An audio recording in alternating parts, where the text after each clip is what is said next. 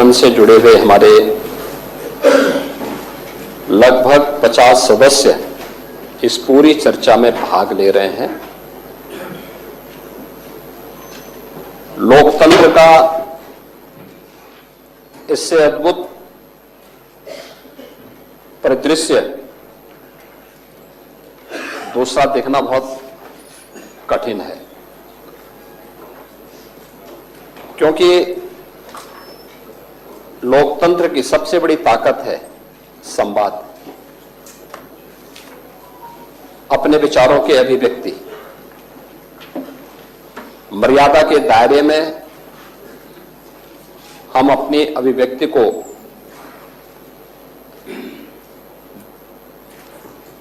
सदन के मंच पर रखें, सदन के पटल पर रखें,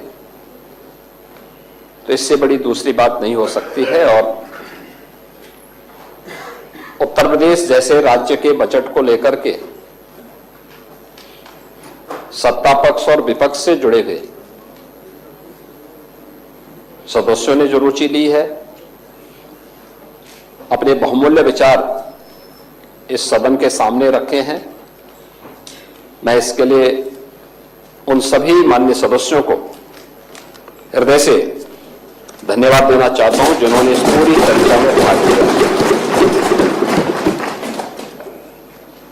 महोदय, ये चर्चा जब हम लोग यहां पर आगे बढ़ा रहे हैं तो यह वर्ष अत्यंत महत्वपूर्ण है और उन सभी घटनाओं के हम साक्षी बन रहे हैं।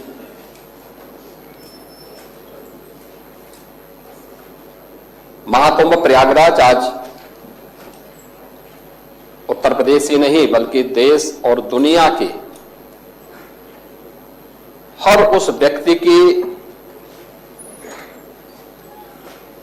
मनोमस्तिष्क में छाता हुआ दिखाई दिया है, जो अपने आप में दुनिया की एक यूनिक इवेंट बनकर के लंबे समय तक दुनिया को अपनी ओर आकर्षित करेगा।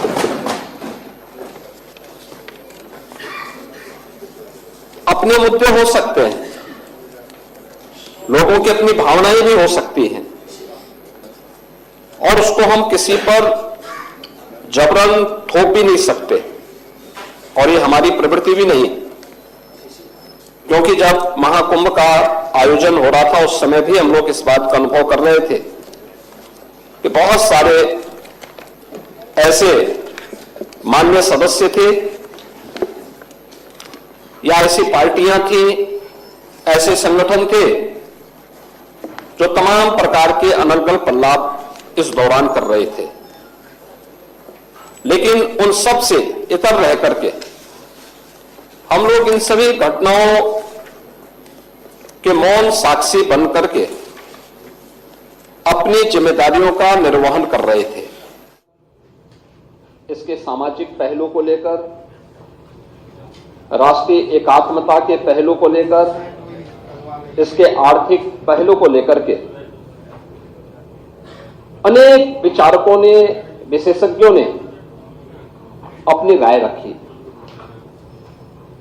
और स्वाभाविक रूप से कुंभ के बारे में चर्चा वही कर सकता है जो महाकुंभ का दर्शन किया हो और महाकुंभ की नगरी में जाकर के जिसने साथ इस सांस्कृतिक और आध्यात्मिक आयोजन में सहभागी बनकर के इस पूरे आयोजन में जो सहभागी बना होगा, महाकुंभ के बारे में, उसकी विवेचना के बारे में, उसके अलग अलग पक्ष के बारे में वही चर्चा कर पाएगा। भगवान श्री कृष्ण ने भी श्रीमद् भगवत गीता में इस बात का उल्लेख किया, ये यथा माम प्रवदन्ते तास तथैव भजाम्यहम्, यानी मुझे जो जिस रूप में स्मरण करता है मैं उसी रूप में उसको दिखाई देता हूं और मुझे लगता है कि जिसकी जैसी दृष्टि थी उसको वैसे ही सृष्टि प्रयागराज में देखने को मिलेगी। पहला आयोजन है जिसको दुनिया के मीडिया ने सराहा है और दुनिया की मीडिया की चर्चा मैंने कल भी की थी। मैं उसको बहुत लंबा नहीं खींचना चाहूंगा, लेकिन फिर भी चाहे वह the wall street journal America का हो, BBC लंदन हो, एक्सप्रेस ट्रिब्यून हो, द न्यूयॉर्क टाइम्स हो, राइटर्स हो, द गार्डियन हो, CNN हो, इन सब ने इस महाआयोजन की तारीफ की, इस महाआयोजन की तारीफ की। और यूनेस्को के निदेशक टिम कर्टिस ने भी महाकुंभ के बारे में कहा कि 2019 के कुंभ को यूनेस्को ने मानवता की अमूर्त सांस्कृतिक धरोहर के रूप में मान्यता दी। उन्होंने कहा कि इससे पहले 2023 में इसके सामाजिक, आर्थिक और पर्यावरणीय प्रभावों की निगरानी की जा रही थी। कुंभ मेला प्राकृतिक और सांस्कृतिक धरोहर के रूप में विश्व को एक नई दृष्टि प्रदान कर रहा है और वे स्वयं भी महाकुंभ के हिस्सेदार बने थे, उसमें भागीदार बने थे। महोदय, आज का एक बहुत महत्वपूर्ण आर्टिकल है, मैं उसकी ओर भी सदन का ध्यान आकर्षित करना चाहूंगा। और वह इसलिए भी आवश्यक है क्योंकि हमारे प्रतिपक्ष के जो माननीय सदस्य हैं वे जानते हैं देश के एक प्रतिष्ठित हिंदी आलोचक श्री सुधीर पचौरी को। ये हमारे संघ विचारधारा के नहीं है, भारतीय जनता पार्टी से भी उनका कोई संबंध नहीं है। वे हमारी विचारधारा या अन्य इस प्रकार के मुद्दों की अक्सर आलोचना और आलोचनात्मक कार्यों के लिए ही वो जाने जाते हैं। महाकुंभ के बारे में उन्होंने लिखा कि समाज अपने अनुभवों में जीता है। उन्होंने बहुत सारी चीजें इसमें लिखी हैं। उन्होंने लिखा है कि 45 दिन लंबे अनुभव में हर रोज 1 से 1.5 करोड़ की संख्या में आती संगम में सहज अनुशासित भाव से आस्था की डुबकी लगाती और उतनी शांति से वापस जाती भीड़ ने अपने सद्व्यवहार से दुनिया के मीडिया को आकर्षित और अभिभूत किया। लेकिन ये भारतीय सनातन धर्म के अनुशासन को और उसकी आस्था को अभिव्यक्त किए जा रहे हैं विचार। उन्होंने ये भी लिखा है कि ऐसी उदारता, सहजता, सहनशीलता, विनम्रता और शालीनता गहरा आदर भाव पैदा करती है। यानी भारत के प्रति और सनातन धर्म के प्रति हर व्यक्ति के मन में यह जो भाव है, आपने देखा होगा 66 करोड़ 30 लाख से अधिक श्रद्धालु आते हैं और इन 45 दिनों में प्रयागराज हो, उत्तर प्रदेश हो, कहीं भी कोई लूट की घटना नहीं, कोई अपहरण की घटना नहीं, कोई दुष्कर्म बलात्कार की घटना नहीं, कोई भी छेड़छाड़ नहीं, कोई भी ऐसी घटना नहीं जिसके बारे में कोई अपने आप को शर्मिंदा महसूस करे। ये सामाजिक अनुशासन नहीं तो क्या है? एकात्मता का इससे अच्छा उदाहरण। जाति के भेद, सारी सीमाएं टूट गई। कोई जाति का भेद नहीं, कोई पंथ का भेद नहीं, कोई संप्रदाय का भेद नहीं, कोई क्षेत्र का भेद नहीं। देश की सीमाओं को भी लांघने वाला, वसुधैव कुटुंबकम के भाव को जागृत करने वाला महाकुंभ एक नया संदेश दुनिया को दिया है। और अंत में से सुदेश पचौरी इस बात को भी लिखते हैं अपने आर्टिकल में कि क्या पता कि ऐसे ही निंदकों के प्रतिकार में इस महाकुंभ में इतने रिकॉर्ड तोड़ श्रद्धालु आए ताकि दुनिया जान ले कि समस्त हिंदू समाज एक है। यानी जो लोग महाकुंभ की निंदा कर रहे थे उनके बारे में वो कहते हैं कि जो लोग कभी पॉल्यूशन को लेकर के, कभी व्यवस्था को लेकर के, कभी किसी अन्य झूठी खबर को लेकर के तमाम प्रकार से इस महाकुंभ के आयोजन को किसी न किसी प्रकार से हतोत्साहित करना चाहते थे, लेकिन उन सब निंदकों को मुंहतोड़ जवाब देने के लिए जनता जनार्दन प्रतिकार के रूप में भी वहां पर उपस्थित होती हुई दिखाई दी। उन्होंने कहा कि नहीं, हम सब एक हैं, ताकि दुनिया जान ले कि समस्त हिंदू समाज एक है। यही नहीं, महाकुंभ ने एक नया हिंदू विमर्श भी पैदा किया है कि हे पश्चिमी आधुनिकता, जिसे तूने दूषित किया, वह अब भी हमारे लिए पवित्र है। याद करिए, जिस गंगा की पवित्रता और अविरलता के बारे में प्रश्न उठ रहा था, 2014 के पहले, नमामि गंगे परियोजना के पहले उत्तर प्रदेश के अंदर मां गंगा 1000 किलोमीटर दूरी तय करती है, बिजनौर जनपद से बलिया जनपद तक। इन 1000 किलोमीटर के दायरे में सबसे क्रिटिकल पॉइंट, और एक क्रिटिकल पॉइंट केवल उत्तर प्रदेश के लिए नहीं था, गंगोत्री से लेकर गंगा सागर तक के इस पूरे 2500 किलोमीटर के दायरे में था, वह कानपुर था। कानपुर में 125 वर्षों से सीसाओं में 4 करोड़ लीटर सीवर प्रतिदिन गंगा जी में उड़ेला जाता था। हम आभारी हैं प्रधानमंत्री मोदी जी के, जिन्होंने नमामि गंगे परियोजना के माध्यम से इस योजना को प्रभावी ढंग से लागू करने के लिए हमें पर्याप्त धनराशि उपलब्ध करवाई। यद्यपि पैसा 2015 में भी उन्होंने उपलब्ध कराई, लेकिन समाजवादी पार्टी की तत्कालीन सरकार ने उसको लागू करने के लिए कोई कदम नहीं उठाए। ये जो प्रदूषण की बात करते थे ना, ये वही लोग हैं जो अपने समय में कुछ कर नहीं पाए, और हमें अवसर मिला तो डबल इंजन की सरकार ने सीसामऊ के सीवर पॉइंट को सेल्फी पॉइंट बनाने का काम किया। एक भी बूंद सीवर आज के दिन पे मां गंगा में कानपुर में नहीं जाता है।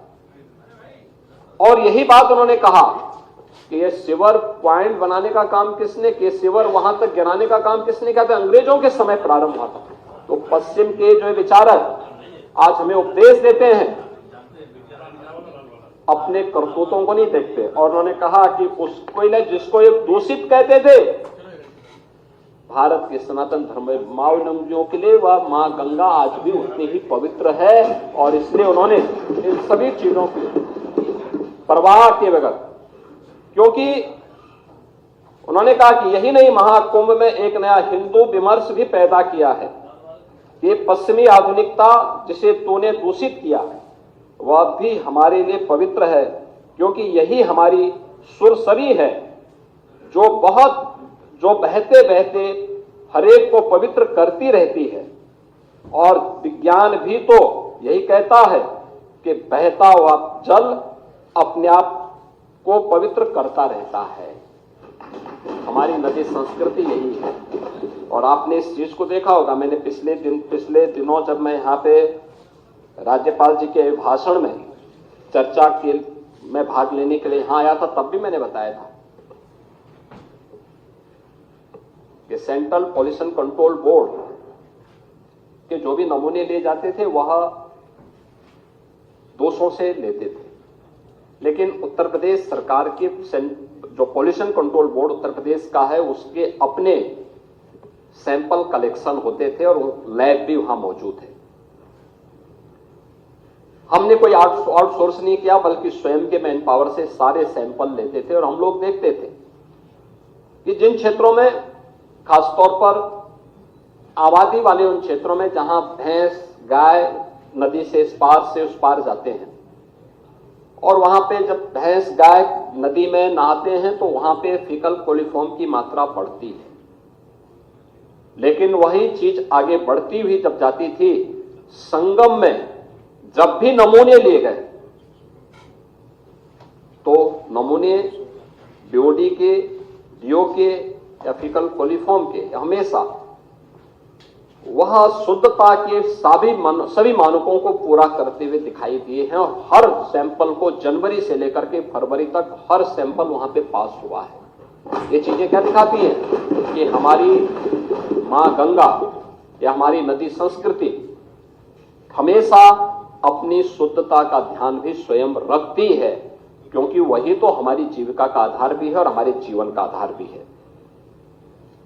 लेकिन आर्थिकी का पक्ष भी महत्वपूर्ण है और हम आभारी हैं प्रधानमंत्री मोदी जी के इस बात को लेकर के कि उन्होंने भारत की विरासत को विकास के साथ जोड़ने के साथ साथ आस्था को आजीविका के साथ जोड़ करके नए नए साधन उपलब्ध करवाए हैं देशवासियों के लिए।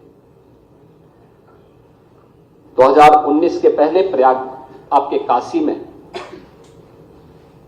कितने श्रद्धालु या टूरिस्ट आ पाते थे, उनकी संख्या सीमित थी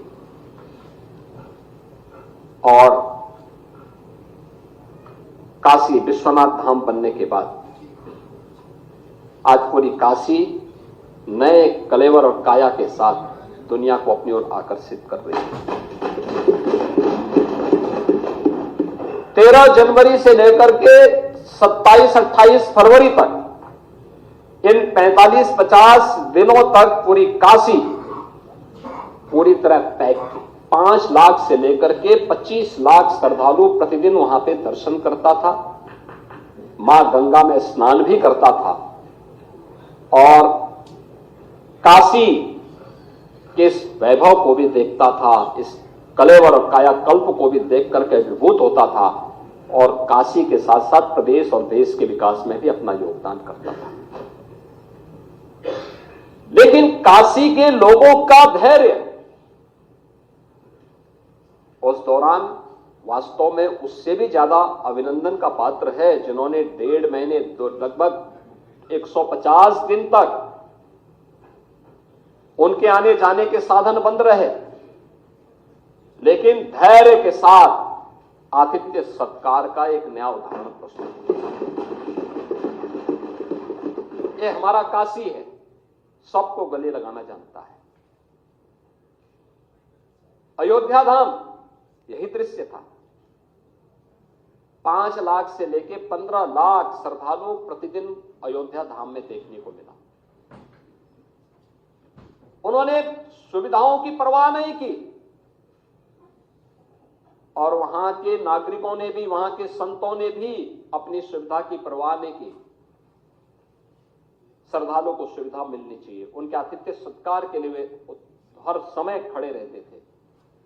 मैं इस अवसर पर प्रयागराज के साथ साथ अयोध्या धाम और काशी धाम से जुड़े हुए अपने सभी वहां के नागरिकों का भी हृदय से अभिनंदन करता हूं और उनके प्रति धन्यवाद देता हूं, जिन्होंने धैर्य के साथ इस आयोजन को अपना आयोजन बनाया। और हमने देखा कि जिस भी जगह से श्रद्धालु जन गए, पर्यटक गए, उस जनपद के लोगों ने भी आतिथ्य सत्कार के नए उदाहरण प्रस्तुत किए। क्या चित्रकूट हो या प्रतापगढ़, जौनपुर हो, भदोई हो, मिर्जापुर हो, कौशाम्बी हो, फतेहपुर हो या जिस भी मार्ग से गए, हर एक जगह लोगों ने अभिभूत करने वाला स्वागत किया। मुझे याद है 28 जनवरी को सायंकाल 5 बजे से लेकर के 29 जनवरी को हम लोगों ने प्रयागराज में भीड़ के वॉल्यूम को देखते हुए लगभग 2 लाख वाहन अगल बगल के जनपदों में रोके थे और उस जनपद में ही उन श्रद्धालुओं के लिए भोजन की, रहने की व्यवस्था की थी, वहां के नागरिकों ने की थी, प्रशासन उसमें सहयोगी बन रहा था, लोग कर रहे थे। आतिथ्य सत्कार का इससे बड़ा उदाहरण और क्या हो सकता है। और कहीं कोई घटना नहीं घटित हुई। हाँ, पूरी दुनिया आई थी, 100 से अधिक देशों के लोग इस अवसर पर आए और आर्थिकी के बारे में इसकी आस्था आजीविका का आधार बनता है। आप पीटीए की बात करते हैं, मैं तो एक नाविक की चर्चा कर रहा हूं, मैंने कल भी सदन में की थी। एक नाविक परिवार जिनके पास 130 नौकाओं का बेड़ा है, उन्होंने 13 जनवरी से लेकर के 26 फरवरी के बीच में 30 करोड़ रुपए कमाए हैं एक परिवार ने। आप मुझे बताइए, क्या इतना पैसा कभी कोई कमा सकता था? अभिभूत करने वाला। प्रतिदिन का अगर आप एवरेज देखें तो 50,000 रुपए से लेके 55,000 रुपए का उनका एवरेज था पर डे की एक नाव से कमाई का। तो मुझे पहले इस पे विश्वास नहीं हो रहा था। मैं प्रयागराज एक दिन गया था, स्वयं भी मैंने इस चीज को कहा कि भाई कैसे हो रहा है, क्योंकि हम लोगों ने तो, मैं, हमारे साथ दोनों डिप्टी सीएम भी, हमारे मंत्रिमंडल के तमाम सहयोगी भी और नाविकों का सम्मान भी किए थे, क्योंकि हमारे लिए सम्मान करने का अवसर इसलिए भी था क्योंकि भगवान राम के मित्र निषाद राज की परंपरा को आज भी वे उसी श्रद्धा भाव के साथ निर्वहन कर रहे हैं। तो हम लोग कैसे इनके साथ सहभागी बन सकते हैं? तो मैंने महाकुंभ के दौरान इस बात को देखा। एक नाविक मुझे मिला, पहले मुझे एक परिवार मिला जो बाहर से आए थे। उन्होंने मुझसे मिलने की इच्छा व्यक्त की थी। मैंने कहा मैं कल प्रयागराज आ रहा हूं, अगर आप वहां रुक सकते हैं तो मुलाकात कर लेंगे। मैं मुलाकात किया। मुलाकात करने के बाद मैंने उनसे पूछा, मैंने कहा कितने लोग? उन्होंने कहा 10 हमारे ग्रुप थे और हमें तो नाव वालों ने संगम में ले जाकर के स्नान करवा दिया था। तो मैंने कहा नाव वाले ले जा रहे थे तो आप लोग हर ग्रुप को ले जाने में कितना पैसा लग रहा था? उन्होंने कहा साहब देखिए, वे हम लोगों से हर ग्रुप से 2-2 हजार रुपया लेते थे और हमें नहा करके स्नान करा के आते थे। और आप सोचिए कि मैंने कहा कितने का, 2 घंटे के अंदर हम लोगों ने अपना स्नान पूरा कर लिया था। तो 20,000 रुपये तो यही हो गए उन लोगों से। अब 2 घंटे में 20,000 रुपये जो कमा रहा है, सुबह 4 बजे से ही उनके द्वारा स्नान का कार्यक्रम प्रारंभ होता है, तो सायंकाल तक 50,000 रुपये कमाना उनके लिए कोई कठिन काम नहीं था। तो मैं इसीलिए कह रहा हूं कि यह कौन तबका ऐसा नहीं था जिसने न कमाया हो, और उसका बृहद आर्थिकी पक्ष है जिसको लेकर के आर्थिक विशेषज्ञ अपने अनुसार अनुमान लगा रहे हैं। हमारा अनुमान है कि उत्तर प्रदेश की अर्थव्यवस्था में 3.5 लाख करोड़ रुपए से अधिक का इससे अंतर आने वाला है। ये विरासत को विकास के साथ जोड़ने का परिणाम है और यह विजन दिया है प्रधानमंत्री मोदी जी ने, देश को दिया है। ये केवल उत्तर प्रदेश जो कि उसकी आत्मा है, तो उत्तर प्रदेश में सभी स्थल हैं, इन क्षेत्रों से तो ही रहा है, लेकिन दुनिया, पूरा देश इससे अभिभूत है। दुनिया ने इस महा चमत्कार को देखा है जो महाकुंभ ने दुनिया को दिया है। लेकिन मैं समाजवादी पार्टी से जुड़े हुए मित्रों से कहना चाहता हूं, भारत की विरासत पर आप गौरव की अनुभूति नहीं करते? कम से कम जिनके नाम पे आप राजनीति करते हैं उनके विचारों को ही मान लेते।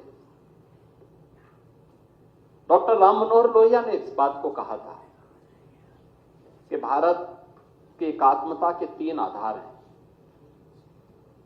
श्री राम, श्री कृष्ण और शिव शंकर, भगवान शिव। जब तक भारत की जनता इन 3 देव महापुरुषों के प्रति श्रद्धा का भाव रखेगी, तब तक भारत को भारत बने रहने से कोई रोक नहीं सकता। दुनिया की ताकत भारत का भाग माना नहीं कर सकता। डॉक्टर राम मनोहर लोहिया प्रखर समाजवादी थे। वे हमारी विचारधारा से जुड़े हुए नहीं थे, हां कांग्रेस के विरोधी थे, अपने मुद्दों पर लड़ते थे। आज समाजवादी पार्टी डॉक्टर लोहिया के विचारों से कितनी दूर भाग चुकी है। आज राम को, कृष्ण को, शिव की परंपरा को, भारत की विरासत को कोसना ये समाजवादी पार्टी का मानो जीवन का उद्देश्य हो गया।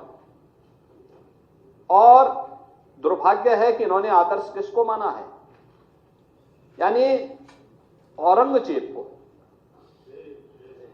औरंगजेब को अब ये लोग अपना आदर्श मान रहे हैं। औरंगजेब का पिता शाहजहां अपनी जीवनी में लिखता है, अपनी आत्मकथा में लिखता है कि खुदा करे कि ऐसा कमबख्त किसी को पैदा न हो। उसने आगरा के किले में अपने बाप को कैद करके रखा, एक एक बूंद पानी के लिए तरसाया। और अगर इनको औरंगजेब पर गौरव की अनुभूति होती है तो ये लोग कम से कम पटना की खुदाबख्त लाइब्रेरी में जाकर के एक बार शाहजहां की ही जीवनी को पढ़ लें, देख लें, उसकी पीड़ा को देखें। हां, जिनका आचरण औरंगजेब जैसा है वे लोग तो औरंगजेब पर गौरव की अनुभूति करें, लेकिन भारत को कम से कम इस पर न करें। और समाजवादी पार्टी को इसका जवाब देना चाहिए। भारत की आस्था पर प्रहार करने वाला दुर्दांत, धर्मांत, क्रूर शासक, उसको समाजवादी पार्टी आदर्श मानती है। जो भारत को रौंदने के लिए आया था, जजिया कर लगा रहा था, भारत का इस्लामीकरण कर रहा था। कोई सभ्य मुसलमान भी अपने पुत्र का नाम औरंगजेब नहीं रखता, क्योंकि इसे मालूम है यथा नाम तथा काम। अगर ऐसा नाम रखेंगे तो फिर एक एक बूंद पानी के लिए तरसना पड़ेगा। और शाहजहां ने भी अपनी जीवनी में लिखा है, उन्होंने कहा है कि औरंगजेब को कोसते हुए उसने लिखा कि तुमसे अच्छा तो ये हिंदू है जो जीते जी तो अपने बुजुर्ग मां बाप की सेवा करता है, मरने के बाद श्राद्ध तर्पण के माध्यम से वर्ष में एक बार उन्हें जल देता है। तुम तो मुझे एक एक बूंद पानी के लिए तरसा दी हो। अब समाजवादी पार्टी यह तय करे, ये पटना की खुदाबख्त लाइब्रेरी में जाकर ये समाजवादी पार्टी का नेता, आपका विधायक घोषणा करो ना, उस कमबख्त को निकालो पार्टी से और उसको एक बार यूपी भेज दीजिए, बाकी उपचार हम अपने आप करवा लेंगे। जो व्यक्ति छत्रपति शिवाजी महाराज की परंपरा पर गौरव की अनुभूति करने की बजाय लज्जा महसूस कर रहा हो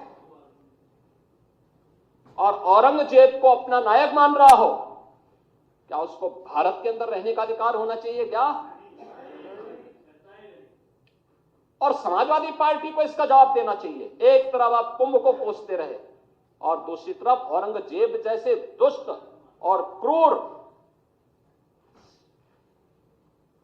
धर्मांत, मंदिरों को तोड़ने वाले व्यक्ति को, भारत की आस्था को निर्ममता के साथ रौंदने का कार्य करने वाले व्यक्ति को महिमामंडन करते हो। आखिर कौन सी नस ऐसी आपकी दबी हुई है कि आप लोग अपने उस व्यक्ति पर, उस विधायक पर नियंत्रण नहीं कर पा रहे हैं? और इसीलिए मैं कहना चाहता हूं कि खंडन क्यों नहीं समाजवादी पार्टी खंडन करे इसका। लाल बिहारी सुनिए, समाजवादी पार्टी को इसका खंडन करना चाहिए। समाजवादी पार्टी को इसका खंडन करना चाहिए और समाजवादी पार्टी को इसको बाहर निकाल देना चाहिए बाहर, या यहां बुलवाइए सम्मेलन में। उत्तर प्रदेश तो ऐसे लोगों का उपचार करने में बहुत देरी नहीं करता है। महोदय, यह वर्ष और भी महत्वपूर्ण है। बाबा साहब भीमराव अंबेडकर ने जिस संविधान के शिल्पी बनकर के भारत को एक संविधान दिया, भारत के संविधान को अंगीकार करने का यह अमृत वर्ष भी है, अमृत महोत्सव वर्ष भी है। और मैं एक बार और फिर कहूंगा कि समाजवादी पार्टी ने कभी भी एक बार नहीं, 3-3, 4-4 बार इन्हें शासन करने का अवसर मिला, बाबा साहब भीमराव अंबेडकर के नाम पे एक भी संस्था खड़ी नहीं की, बल्कि उनके नाम पर बनी हुई संस्थाओं को नाम हटाने का काम किया। ये लोग संविधान की बात करते हैं, यानी उन्होंने केवल कन्नौज का ही नहीं, सामाजिक न्याय के तमाम पुरोधाओं का नाम मिटाने का काम किया था। इस संविधान की वो प्रति लेके घूमते हैं। ये पीडीए की बात करते हैं। किस पीडीए की बात कर रहे हैं? आप बाबा साहब भीमराव अंबेडकर के नाम पे कोई संस्था समाजवादी पार्टी ने खड़ी की हो? हम तो कह सकते हैं बीजेपी ने प्रधानमंत्री मोदी जी के नेतृत्व में पंचतीर्थ का निर्माण करवाया।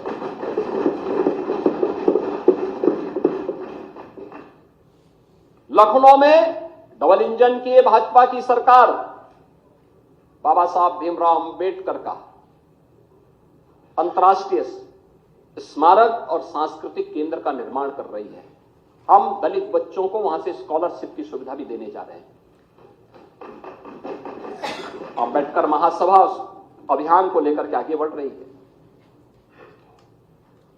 सामाजिक न्याय के इन महापुरुषों के बारे में सावित्रीबाई फुले के नाम पर लखनऊ के बाबा साहब भीमराव अंबेडकर विश्वविद्यालय में हमारी सरकार ने छात्रावास बनाया जिससे दलित बच्चे पढ़ सके। हमारी सरकार ने कन्नौज के मेडिकल कॉलेज का नामकरण बाबा साहब भीमराव अंबेडकर का जो नामकरण आप लोगों ने हटाया था, हम लोगों ने फिर से बाबा साहब भीमराव अंबेडकर के नाम से और इस बार के बजट में भी हम लोगों ने सामाजिक न्याय से जुड़े हुए इन सभी पुरोधाओं का सम्मान किया। आपकी पीड़ा को हम समझ सकते हैं। आप लोग एक परिवार से बाहर निकल ही नहीं सकते। हम लोगों ने अभी तक प्रधानमंत्री जी प्रयागराज आए थे, उन्होंने उद्घाटन किए थे जब 13 दिसंबर को प्रयागराज की योजनाओं का निषाद राज के नाम पे श्रृंगवेरपुर में कॉरिडोर के निर्माण का काम किया, उसका भी लोकार्पण किया। हजारों वर्षों की विरासत। आप पीडीए की बात करते हैं, क्या निषाद पीडीए का पार्ट नहीं था? ये कॉरिडोर क्यों नहीं बन पाया? आप लोग तो उस पर कब्जा करवा रहे हैं। श्रावस्ती में और बहराइच में महाराज सुहेलदेव के नाम पर विजय स्मारक ये लोग नहीं बनने देते थे, हमारी सरकार ने बना करके तैयार किया। हमारी सरकार ने बनाया है, भव्य स्मारक बनकर के तैयार हो चुका है। वाराणसी में संत रविदास जी, मन चंगा तो कटौती में गंगा। आप सोचिए, क्षीर गोवर्धन जो उनकी पावन जन्मभूमि है, उस पावन जन्मभूमि में कॉरिडोर का निर्माण हो, संत रविदास जी की भव्य प्रतिमा लगे। समाजवादी पार्टी ने हमेशा उसमें ब्रेकर खड़े किए, नहीं बनने दिया। और हमारी सरकार है डबल इंजन की सरकार, प्रधानमंत्री मोदी जी के नेतृत्व में आज कितना भव्य स्वरूप क्षीर गोवर्धन। महर्षि वाल्मीकि का लालापुर, उनकी पावन साधना स्थली, दुनिया का सर्वश्रेष्ठ महाकाव्य देने वाले महर्षि वाल्मीकि जैसे त्रिकालदर्शी ऋषि, वहां का सुंदरीकरण का काम में बाधा समाजवादी पार्टी। राजापुर का विकास संत तुलसीदास जी ने, जिन्होंने आधुनिक रामायण के रूप में रामचरितमानस दिया। घर घर में जिसका गायन होता है, कोई भी मांगलिक कार्यक्रम होता है, इसके बगैर नहीं हो सकता। आप लोगों ने राजापुर का विकास नहीं होने दिया। आपने गरीबों के मकान नहीं बनने दिए। समाजवादी पार्टी की सरकार थी, पहले 2.5 वर्ष में 0 प्रोग्रेस। शौचालय उनके घरों में नहीं बनने दिया, 0 प्रोग्रेस। आखिरी मकान 56 लाख मकान बने। बैठिए लाल बिहारी आप देते हैं।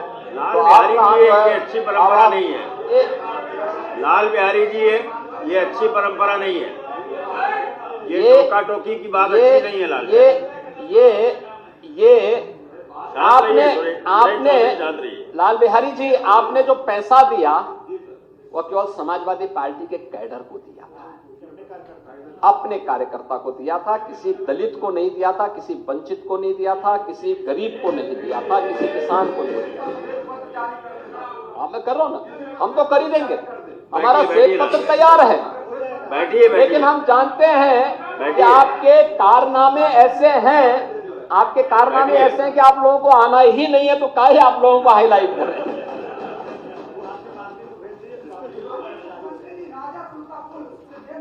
बैठिए डॉक्टर। अरे राजापुर की बात मत करिए, मैं कह रहा हूँ पर्यटन विकास के दृष्टि से आप बैठिए डॉक्टर। अभी हम विकास की चर्चा करने जा रहे हैं महोदय। ये कभी भी नहीं चाहते, और यह वर्ष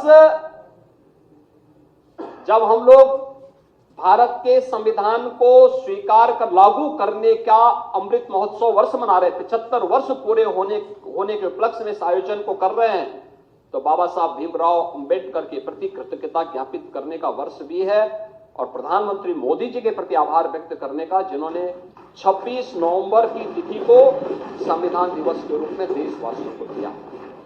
हर वर्ष ये आयोजन हो रहे हैं और इसीलिए इस आयोजन के प्रति सरकार की प्रतिबद्धता, सरकार ने तय किया है कि अनुसूचित जाति जनजाति के छात्रों के लिए जो भी छात्रावास बनेंगे, बाबा साहब भीमराव अंबेडकर के नाम पर ही हर जनपद में हम बनाने का काम करेंगे। हमारी सरकार ने तय किया है, इस बजट में हम इसका उल्लेख करेंगे अभी आने वाले उस पे। इसमें सरकार यह वर्ष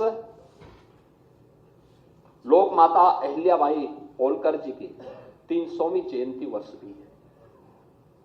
उनके प्रति कृतज्ञता ज्ञापित करने के लिए हम 7 स्थानों पर कामकाजी महिलाओं के लिए छात्रावास की सुविधा भी देने जा रहे हैं। ये अहिल्याबाई होलकर के नाम पे सभी आते हैं। पहली बार उत्तर प्रदेश के अंदर यह वर्ष लौह पुरुष सरदार वल्लभ भाई पटेल जी की 150वीं जयंती वर्ष भी। उनके प्रति कृतज्ञता ज्ञापित करने के लिए हर जनपद में 100 एकड़ क्षेत्रफल में हम लोग एक एम्प्लॉयमेंट जोन बनाने की कार्रवाई को आगे बढ़ाने जा रहे हैं।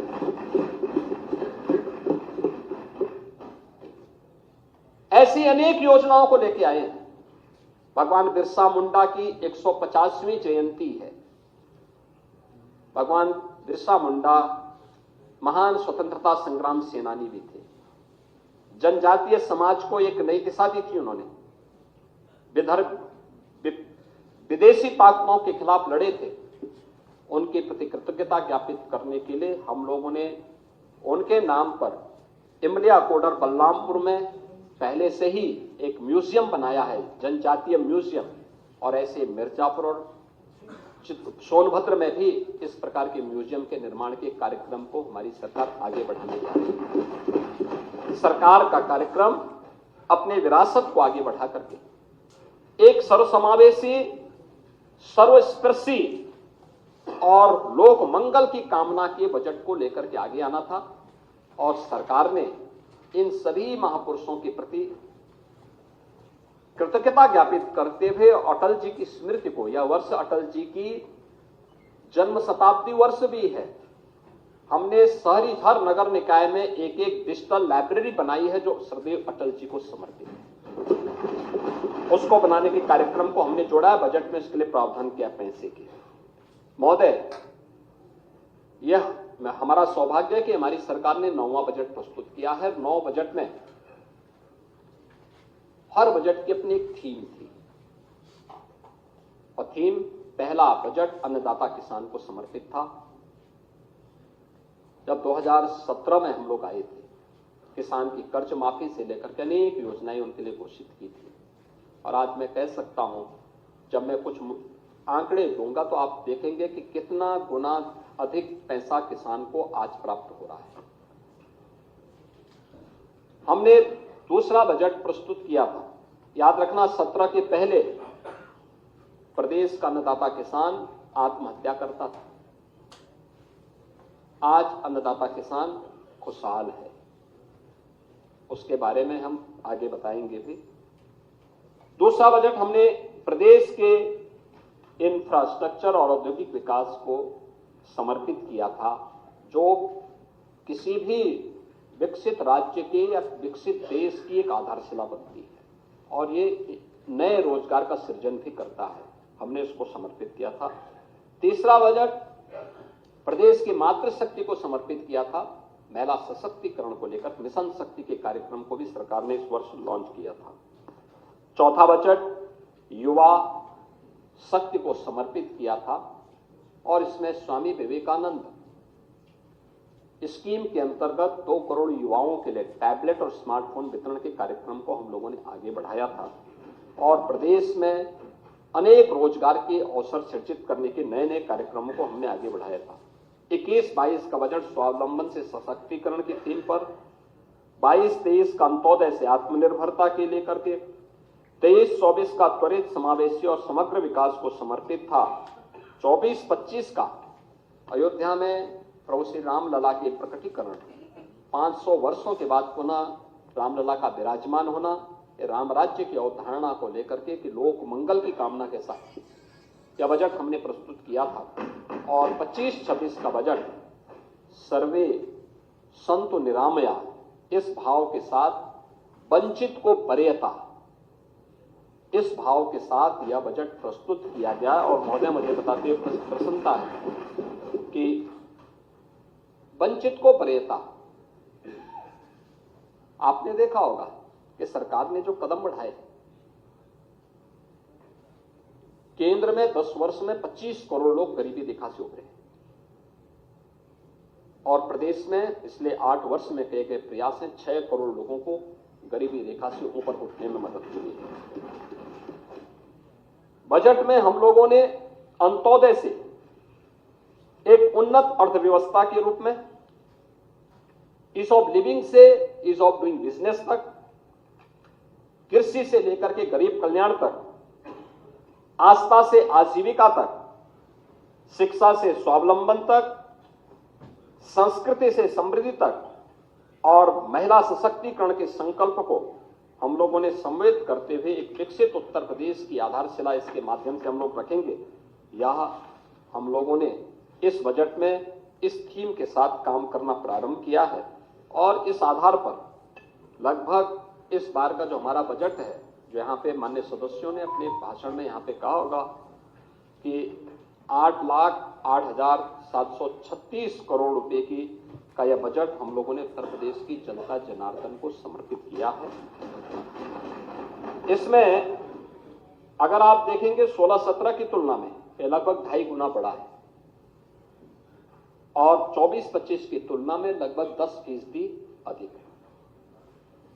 बढ़ा हुआ बजट का आकार ये केवल एक व्यय नहीं है, बल्कि अंतिम पायदान पर विकास की पहुंच, उत्तर प्रदेश का इंफ्रास्ट्रक्चर डेवलपमेंट, आम जन के जीवन स्तर को ऊपर उठाने और प्रति व्यक्ति आय को बढ़ाने के साथ साथ आर्थिक विकास को तेज करने की एक ईमानदार प्रतिबद्धता को दोहराने का कार्य कर रहा है। और सरकार ने उन्हीं भावों के साथ इस बजट को प्रस्तुत किया है, जिसमें बहुत सारी चीजें हम लोगों ने इसके माध्यम से दी है, जिसमें सबसे महत्वपूर्ण बात है कि 2,25,000 करोड़ रुपए से अधिक की राशि केवल कैपिटल एक्सपेंडिचर के लिए, यानी कैपिटल एक्सपेंडिचर का मतलब बुनियादी ढांचागत विकास के लिए। ये विकास की गति को तीव्र करता है, अर्थव्यवस्था को सुदृढ़ करता है और रोजगार के अनेक अवसर का सृजन करता है। और यह एक बड़ी राशि उत्तर प्रदेश के बजट में हम लोग प्रस्तुत करते आए हैं। अगर 16-17 की तुलना में हम देखेंगे तो प्रति व्यक्ति आय को हमें दोगुने से अधिक करने में सफलता प्राप्त हुई है। महोदय, आज उत्तर प्रदेश हर दिशा में आगे बढ़ा है और मुझे बताते हुए प्रसन्नता है कि हमारे समाजवादी पार्टी के मित्रों को इस बात के लिए परेशानी होती है कि आप बजट का दायरा क्यों बढ़ा रहे हैं। देखिए, बजट के दायरे को ही नहीं बढ़ाया जाता है,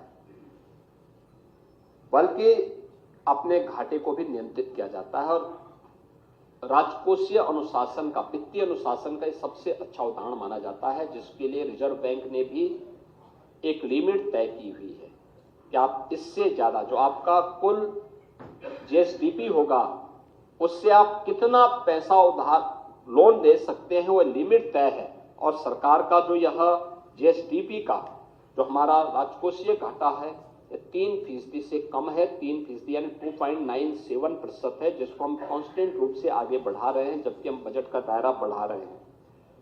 और यह तब है कि जब पिछले 8 वर्ष में सरकार ने कोई नया टैक्स उत्तर प्रदेश की जनता जनार्दन पे नहीं लगाया, बल्कि डीजल और पेट्रोल पर जो पहले से वैट था उसको कम किया है।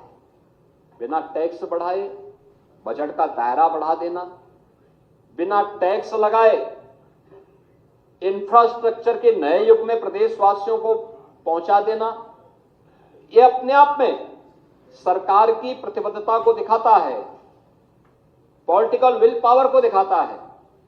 सरकार ने वो दिखाने का प्रयास किया कि हां, हम भ्रष्टाचार पर प्रहार करेंगे, लीकेजेज को रोकेंगे, और लीकेजेज को रोकने का परिणाम है कि आज हम बजट के दायरे को बढ़ाने में भी सफल हुए हैं। विकास के लिए पैसा दिया है, लोक कल्याण के लिए पैसा दिया है, और हर एक विभाग की आवश्यकताओं की पूर्ति करते हुए सरकार ने इन कार्यक्रमों को आगे बढ़ाने का काम किया है। अरे लाल बिहारी जी, आ रहा हूं। जबरदस्ती लिखवा रहे अच्छा हैं बात अपना नाम आपने आप। कही है, तो अच्छा रोकने वालों को जब अपना नाम क्यों लिखवाते हैं? आपका बजट था 3 लाख करोड़ था, तो आपका जो खर्चा होता था वह भी 60 से 65% तक ही मात्र खर्च हो पाता था। आप उसको पीएलए में डालते थे, जिससे अगले बार फिर उसमें लूट हो सके। हमने पीएलए की स्कीम बंद करवाई। हमने कहा ये वापस राजकोष में जाएगा। और याद रखना, आज बजट का दायरा 8 लाख करोड़ से ऊपर का पहुंच चुका है, और ये खर्चा 31 मार्च तक ये खर्चा हो जाएगा। आप ये मान के चलिए कि यह जो खर्चा होगा ये 75 से लेके 80% और कभी कभी 90% तक ये खर्चा होता है। नहीं, वापस नहीं होता है, फिर उसकी एसएनडी पहले से तैयार रहती है, उस पैसे को उनको वापस किया जाता है। विकास के लिए पैसे की कमी आज के दिन पे नहीं है। आपके समय में नहीं होता था कि 100 करोड़ का कोई मार्ग सैंक्शन कर लो और 1 रुपया देते थे। आप मुझे बताओ, हैं? इन्हीं के नाम पे। यानी हमें 17 में आने के समय आते, जब हम लोग आए थे, तो पहले वर्ष हजारों करोड़ रुपए आपकी सरकार के पाप को भरने पे ही हमें खर्च करना पड़ा था, एक एक रुपया। आप मुझे बताओ, 1 रुपया, और 1 रुपये में इनका गिट्टी बालू वहां गिर गया था ठेका हथियाने के लिए। यानी ये लोग मजाक बना रहे थे उत्तर प्रदेश को, लेकिन आज ऐसा नहीं हो सकता। पिछले 8 वर्ष में जो ट्रांसपेरेंसी लेके आए हैं, हां, कार्य में औपचारिकताओं को पूर्ण करने में समय लगेगा, लेकिन कार्य पूरा होगा। कार्य पूरा होने की गारंटी है, उस पूरा होने की गारंटी के साथ आज काम हो रहा है। महोदय, नीति आयोग ने उत्तर प्रदेश को अपने राजकोषीय अनुशासन को बनाए रखने के लिए देश के अंदर अग्रणी राज्यों की श्रेणी में रखा है कि यह उत्तम उदाहरण है। देखिए, 25 करोड़ की आबादी है और रेवेन्यू सरप्लस स्टेट है। हमारे पास एक समय था, समाजवादी पार्टी की सरकार थी, कोई बैंक लोन देने को तैयार नहीं होता था, कोई निवेश करने को तैयार नहीं होता था।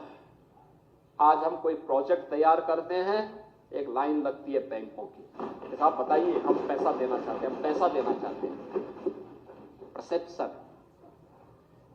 एक समय आप था लाल बिहारी जी, अगर आप 17 के पहले देश के अंदर किसी होटल या किसी धर्मशाला में जाते उत्तर प्रदेश के नाम पर और आजमगढ़ के नाम पे, तो कभी कमरा ही नहीं मिलता था। लेकिन आज ऐसा स्थिति नहीं है। आज तो आप कहीं जाएंगे, उत्तर प्रदेश के नाम पे, समाजवादी पार्टी का नाम मत बोलना, उत्तर प्रदेश के नागरिक हैं, हर व्यक्ति आपको सम्मान की निगाहों से देखेगा। ये परसेप्शन है। आपने कहां छोड़ा था, ये सरकार कहां ले गई? आप लोगों ने सम्मान डुबो दिया था। उत्तर प्रदेश का, उत्तर प्रदेश का यही कहना चाहते हैं, 17 के पहले लाल बिहारी, उत्तर प्रदेश का कोई सम्मान नहीं था। मैं आपको बताऊं, ना पूरी बात सुन लीजिए, पूरी बात सुनिए, पूरी बात सुनिए, अरे पूरी नहीं, बात सुनिए। ये सच्चाई है। आप सोचिए ना, मैं तो बोल रहा हूं, ये होता था नहीं। उत्तर प्रदेश का नौजवान कहीं अपनी पहचान नहीं बताता था, छुपाता था, लेकिन आज पहचान का संकट नहीं उसके पास। आज जाता है, लोग उत्तर प्रदेश के नाम से उसका सम्मान करते हैं और बोलते हैं, अच्छा, उत्तर प्रदेश से सामने पहुंचने वाले का चेहरा खिलता है। और यह है यूपी की नई पहचान। और इसलिए आप सबसे मैं कहना चाहूंगा कि आपको थोड़ा इन सब पर आत्ममंथन करना चाहिए, कभी एकांत में समय मिले, क्योंकि वैसे भी आप लोगों का कोई काम तो है नहीं, सदन के दौरान थोड़ा बोलने का मौका मिलेगा, वैसे कोई काम मिलेगा नहीं, तो थोड़ा एकांत में बैठेंगे तो मानसिक रूप से भी शांति मिलेगी और थोड़ा पिछले कार्यों के लिए पश्चाताप करके उत्तर प्रदेश की जनता से एक बार माफी मांग लेते हैं। अपने किए आप नहीं थे, लेकिन जो थे उन लोगों से बोलिए और वे लोग बोले इस चीज को, तो कम से कम लोगों को ये चीज लगेगा कि वास्तव में गलती का एक पश्चाताप कर रहे हैं। अरे लाल बिहारी जी,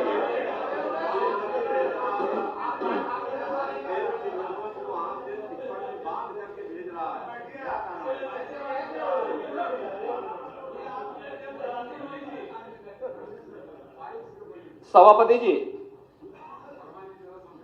इसके साथ साथ इन्होंने नीति आयोग ने यह भी कहा है कि 18-19 से 22-23 की अवधि में प्रदेश का जो फिजिकल हेल्थ इंडेक्स था वह 8.9 अंकों के साथ आगे बढ़ा है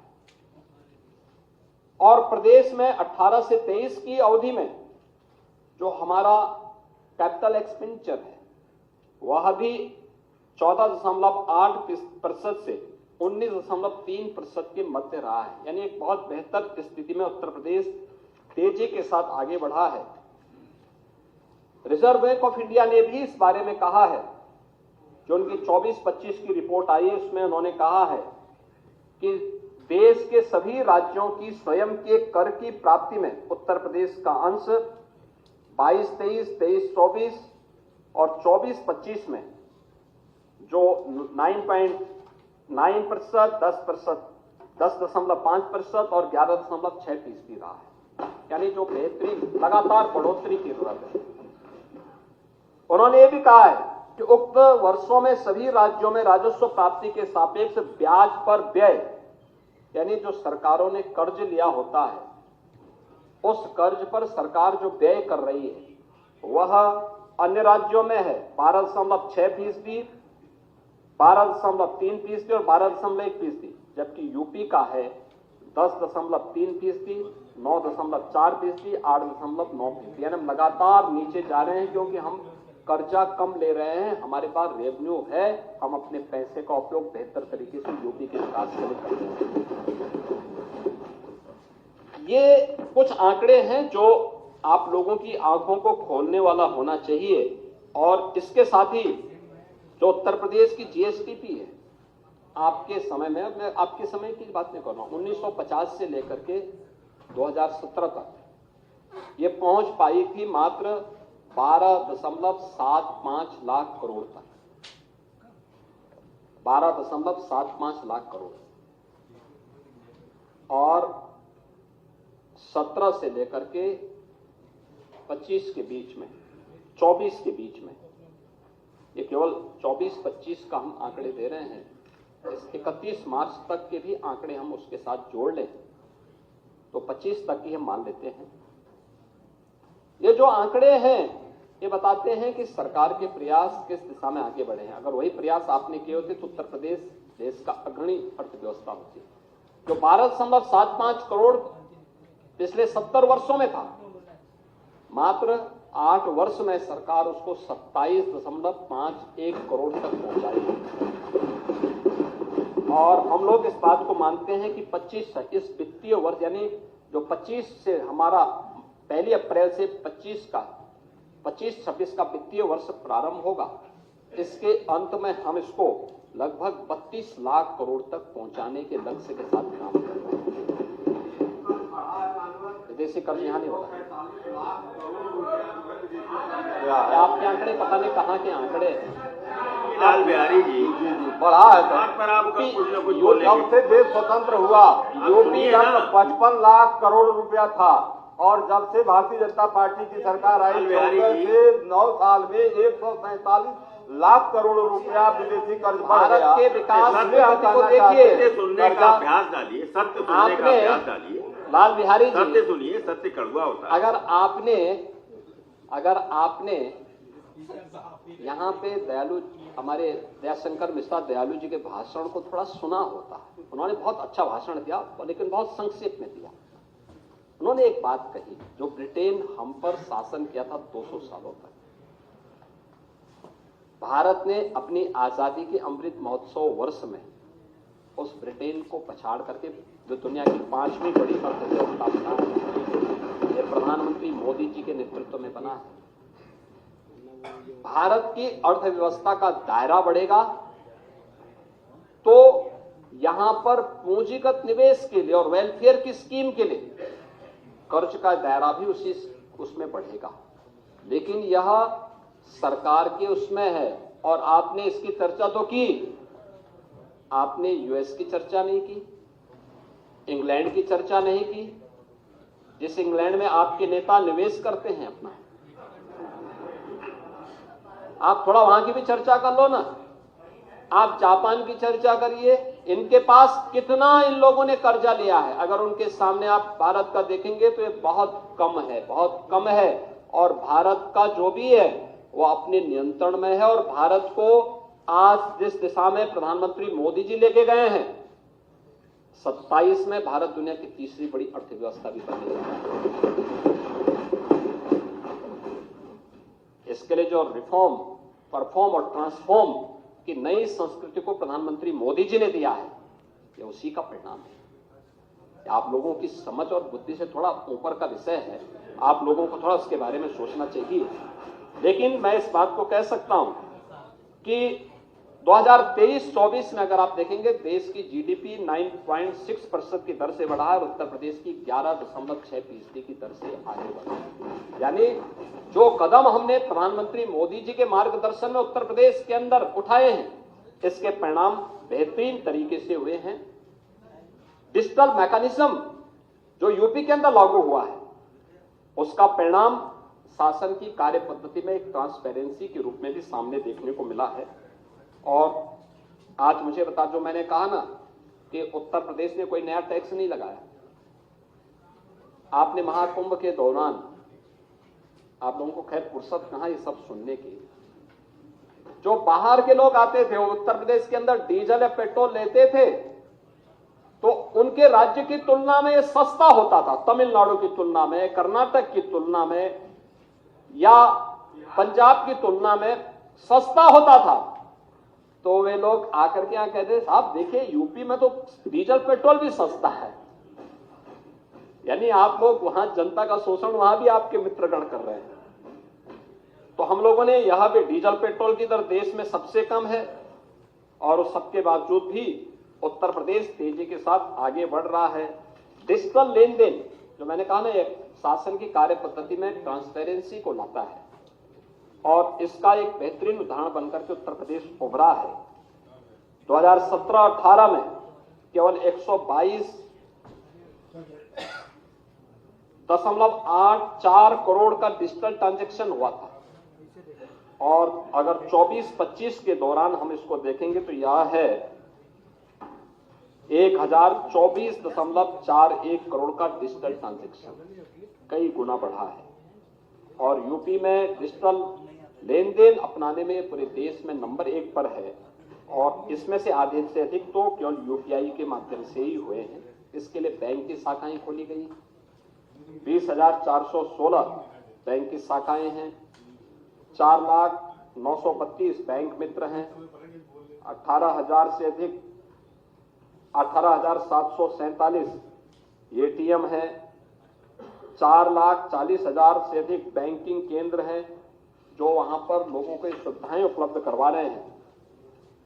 डीबीटी के माध्यम से लाभार्थियों तक सीधे पैसा पहुंचाने में भी उत्तर प्रदेश नंबर 1 पर है। अगर हम 11 विभागों के 207 योजनाओं की धनराशि को देखेंगे तो इसमें से 113 केंद्रीय योजनाएं और 94 राज्य सेक्टर से जुड़ी हुई योजनाएं हैं, जिसके माध्यम से 9 करोड़ यानी 24-25 में 9 करोड़ 8 लाख से अधिक लोगों को 1,11,637 करोड़ रुपए का भुगतान सीधे उनके अकाउंट में गया है। ये योजनाओं की बात कर रहा हूं मैं, एग्रीकल्चर और अन्य सेक्टर की बात नहीं किया।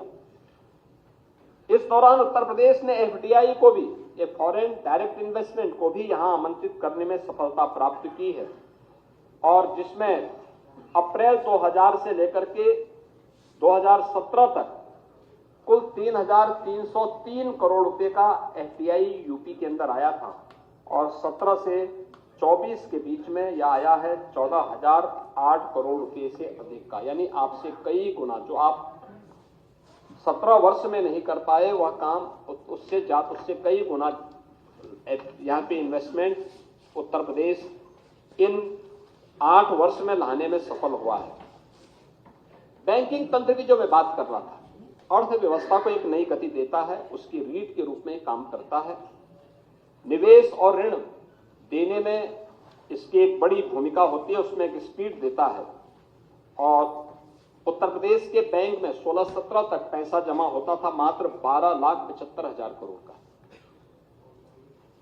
और 24-25 में यही राशि बढ़कर के गई है 29,66,000 करोड़ रुपए आज पिछले सत्र में जमा हुआ है उत्तर प्रदेश के बैंकों में। सीडी रेशो जो छोटे यानी बैंकों के द्वारा लोन उपलब्ध कराया जाता है, एक क्रेडिट डेबिट का जो रेशियो यूपी के अंदर है, जितना पैसा हम जमा करते थे कितना प्रतिशत होता था, यहाँ पे लोन दिया जा रहा है या मात्र 43-44% 2017 तक था, आज ये बढ़कर के 61% हुआ है।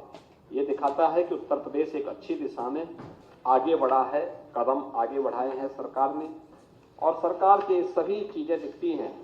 आरबीआई का बुलेटिन कहता है कि बैंक और वित्तीय संस्थाओं में प्रोजेक्ट फाइनेंसिंग के लिए फंड्स आकर्षित करने में 16.2% हिस्सेदारी के साथ उत्तर प्रदेश देश में शीर्ष स्थान पर है। यानी उत्तर प्रदेश ने सर्वाधिक इन्वेस्टमेंट के कार्यक्रमों के लिए बैंकों से लोन आकर्षित करने में उत्तर प्रदेश देश के अंदर नंबर 1 पर है।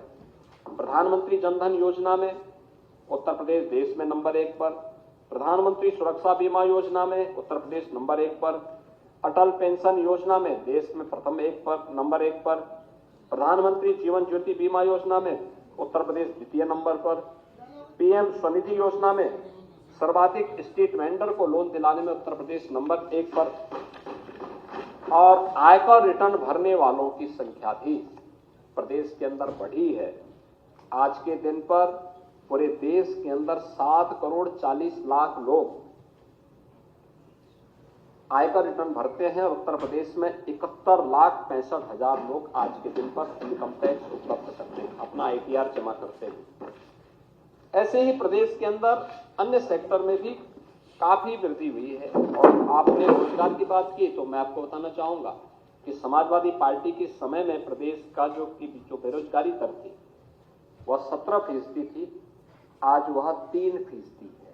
इसका मतलब रोजगार का सृजन हुआ है, और अनेक अवसर पर यह कार्यक्रम मैं आ रहा हूं, उसमें भी आ रहा हूं, आप चिंता मत करिए, आ रहा हूं।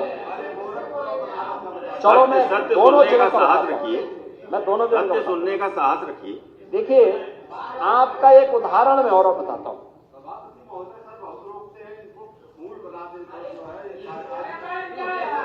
ये फूल ही है, वह कुर्सी फूल ही है, फूल नहीं। बैठिए लाल बिहारी। फूल नहीं, फूल कोई शब्द, फूल तो गुलदस्ता में खड़ा है, कार्यकारी नहीं। यह शब्द कार्यकारी। लाल बिहारी जी बैठिए, बैठिए लाल बिहारी। आप लाल बिहारी जी नहीं, आप लाल बिहारी जी, आप जो है लगता है कि अभी भी अपने तरदर्थ पद से उभर नहीं पाए। ये विसंगति आपके साथ लगता है जीवन भर चलनी है, और आपके कारण न जाने कितने तदर्थ शिक्षकों का के साथ अन्याय हुआ है। और वित्त विहीन, आप हमेशा ही आपको वित्त विहीन ही रहना है।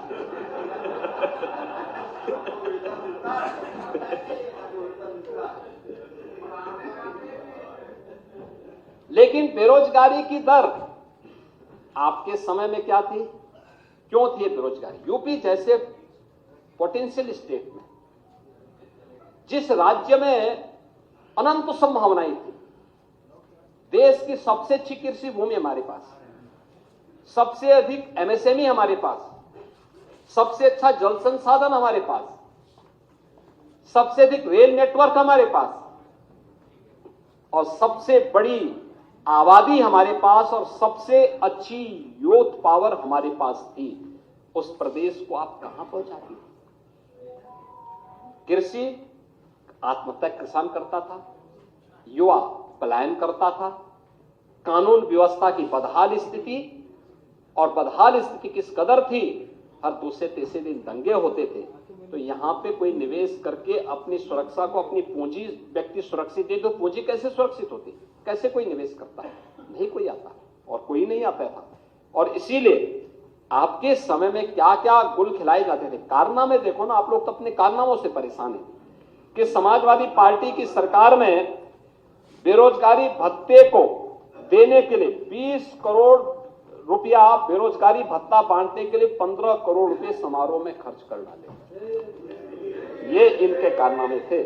अब आप उसकी बात कर रहे हैं। अब मैं आ रहा हूं औद्योगिक निवेश के बारे में। आप ध्यान से सुनिए। देखिए, उत्तर प्रदेश के अंदर औद्योगिक निवेश की रीढ़ बनती है कनेक्टिविटी की। उत्तर प्रदेश एक ऐसा राज्य है जिसमें जल में भी, थल में भी और नभ में भी बेहतर कनेक्टिविटी उत्तर प्रदेश में हुई है इस डबल इंजन सरकार में। उत्तर प्रदेश जाना जाता था लैंडलॉक्ड स्टेट। लैंडलॉक्ड स्टेट का मतलब यहां से एक्सपोर्ट की संभावना कम है, यह माना जाता था। हम आभारी हैं प्रधानमंत्री मोदी जी के, जिन्होंने हल्दिया से वाराणसी के बीच में वाटरवे नंबर 1 यूपी के अंदर प्रारंभ किया है और ये चालू हो गया है। आज हम लैंडलॉक्ड स्टेट से उभर चुके हैं। हमारी पूर्वी बंदरगाह के लिए बेहतर कनेक्टिविटी इसके माध्यम से प्राप्त हो चुकी है। Eastern and western freight corridor, इसका जंक्शन भी यूपी में है और यूपी के ईस्टर्न जो फ्रेट कॉरिडोर, यह सर्वाधिक यूपी के अंदर जा रहा है। 56% भाग इसका यूपी के अंदर है। ये माल यातायात को तीव्र गति से पहुंचाने में यह कॉरिडोर काम कर रहा है। ये भी डबल इंजन की भारतीय जनता पार्टी की, मोदी जी के नेतृत्व की सरकार बनाई है। वेस्टर्न फ्रेट कॉरिडोर जो मुंबई बंदरगाह की पहुंच को और आसान बनाता है, उसका भी एक बड़ा भाग यूपी से होके जाता है। ये भी मोदी जी की देन है। यूपी के अंदर एक्सप्रेसवे, देश गंगा एक्सप्रेसवे बनने के बाद यह 55% एक्सप्रेसवे देश का यूपी के पास होगा। रेलवे का सबसे बड़ा नेटवर्क यूपी के पास है। सबसे अधिक मेट्रो सिटी यूपी के पास। देश की पहली रैपिड रेल यूपी के पास। 12 लेन का एक्सप्रेसवे दिल्ली मेरठ के बीच यूपी के पास। ये सभी डबल इंजन सरकार की ताकत है और इसीलिए औद्योगिक निवेश की व्यवस्था को और बेहतर बनाने के लिए हमने इनलैंड वाटरवे अथॉरिटी का गठन किया है, जो बलिया से अयोध्या के बीच और काशी से प्रयागराज के बीच भी वाटरवे की संभावनाओं को तीव्र गति से आगे बढ़ा सके। इसके साथ ही हमने कुछ नए एक्सप्रेसवे की घोषणा और उसके लिए धनराशि की व्यवस्था भी की है इस बजट में। गंगा एक्सप्रेसवे को आगरा लखनऊ एक्सप्रेसवे के साथ जोड़ने के लिए फर्रुखाबाद होते हुए इसको जोड़ने के लिए एक एक्सप्रेसवे के लिए धनराशि दी है। हमने गंगा एक्सप्रेसवे को मिर्जापुर मां विंध्यवासिनी धाम से होते हुए भदोई, काशी, चंदौली होते हुए गाजीपुर को जोड़ने के लिए, पूर्वांचल एक्सप्रेसवे को चंदौली और सोनभद्र शक्तिनगर तक जोड़ने के लिए, गंगा एक्सप्रेसवे को प्रयागराज से चित्रकूट तक बुंदेलखंड एक्सप्रेसवे के साथ जोड़ने और इसी गंगा एक्सप्रेसवे को मेरठ से हरिद्वार के बीच में गंगा के पैदल जो भी उसमें आएंगे, अलाइनमेंट तय होने के बाद हमारी तो हार्दिक इच्छा है कि इसमें सुख तीर्थ भी आए और विदुरकुटी भी इसमें शामिल हो, क्योंकि दोनों हमारे पौराणिक तीर्थ हैं, भारत की विरासत के प्रतीक हैं। लेकिन अलॉटमेंट और एनजीटी के क्लियरेंस मिलने पर निर्भर करेगा। हम हमारी कनेक्टिविटी को हरिद्वार तक पहुंचाने की भी एक पूरी वो है, उसको हम लोग आगे बढ़ाने का काम कर रहे हैं। प्रयागराज में 2-2 पुल के लिए पैसे की व्यवस्था की गई है। नैनी में सिग्नेचर ब्रिज के पैरेलल और शास्त्री ब्रिज के पैरेलल मां गंगा के ऊपर भी एक ब्रिज बनाने की कार्रवाई को भी 700 करोड़ रुपए की व्यवस्था हम लोगों ने बजट में ऑलरेडी कर दी है। तो ये सभी कार्यक्रम राज्य सरकार ने इस बजट में किए हैं और इसीलिए ये कार्यक्रम हो रहे हैं। जेवर अंतर्राष्ट्रीय एयरपोर्ट का ट्रायल चल रहा है। हमारा प्रयास है इसी वर्ष हम उसको आगे बढ़ाएंगे। ये देश की नहीं दुनिया का सबसे बड़े एयरपोर्ट में से एक होगा और सरकार की बेहतरीन कानून व्यवस्था की स्थिति का परिणाम है कि 45 लाख करोड़ रुपए के एमओयू में से हम लोगों ने 15 लाख करोड़ को अब तक हम लोग जमीनी धरातल पर लागू कर चुके हैं, जिनमें से कई इकाइयां अपना प्रोडक्शन प्रारंभ कर चुकी हैं और 60 लाख से अधिक युवा इसमें नौकरी और रोजगार प्राप्त किए हैं। आपने गोरखपुर की बात की। गोरखपुर में लगभग अब तक 15,000 करोड़ रुपए से अधिक का निवेश जमीनी धरातल पर उतर चुका है। वाराणसी में हमारा एक फ्रेट विलेज ही डेवलप हो रहा है, जो लॉजिस्टिक की दृष्टि से पूरे ईस्टर्न यूपी के कार्गो को वहां से हल्दिया पूर्वी बंदरगाह तक पहुंचाने का एक बेहतरीन माध्यम बनेगा। समस्या यह है कि इनके लिए अच्छा इंफ्रास्ट्रक्चर चाहिए और कानून व्यवस्था की बेहतर स्थिति चाहिए, और आप दोनों के दुश्मन हैं। आप लोग तो दोनों के दुश्मन रहे हैं। तो ये सभी कार्य, इसके अलावा प्रदेश के अंदर और भी अन्य योजनाओं के लिए गांव जोड़ो अभियान के तहत हम लोगों ने कार्य आगे बढ़ाए हैं। 33 सेक्टोरियल पॉलिसीज यहां पे निवेश लागू करने के लिए बनाए हैं। विश्वकर्मा श्रम सम्मान और ओडीओपी योजना ने उत्तर प्रदेश को एक नई पहचान दी है, और भी अन्य कार्यक्रमों के साथ जो इस बार हम लोग अपने कार्यक्रम को आगे बढ़ा रहे हैं। यहां पे लखनऊ हरदोई के बीच में एक मेगा इंटीग्रेटेड टेक्सटाइल पार्क प्रधानमंत्री मित्र योजना के माध्यम से उसको लागू किया जा रहा है। लगभग 1200 एकड़ क्षेत्रफल में एक पार्क बनने जा रहा है। इसके साथ ही अन्य तमाम स्कीम यहां पे लागू की गई हैं और सरकार ने इस बजट में घोषणा की है कि 10 जनपदों में संत कबीर दास जी के नाम पे टेक्सटाइल पार्क की एक नई स्कीम, 2 जनपदों में संत रविदास जी के नाम पे लेदर पार्क की स्कीम को भी प्रदेश सरकार ने बजट में धनराशि की व्यवस्था की।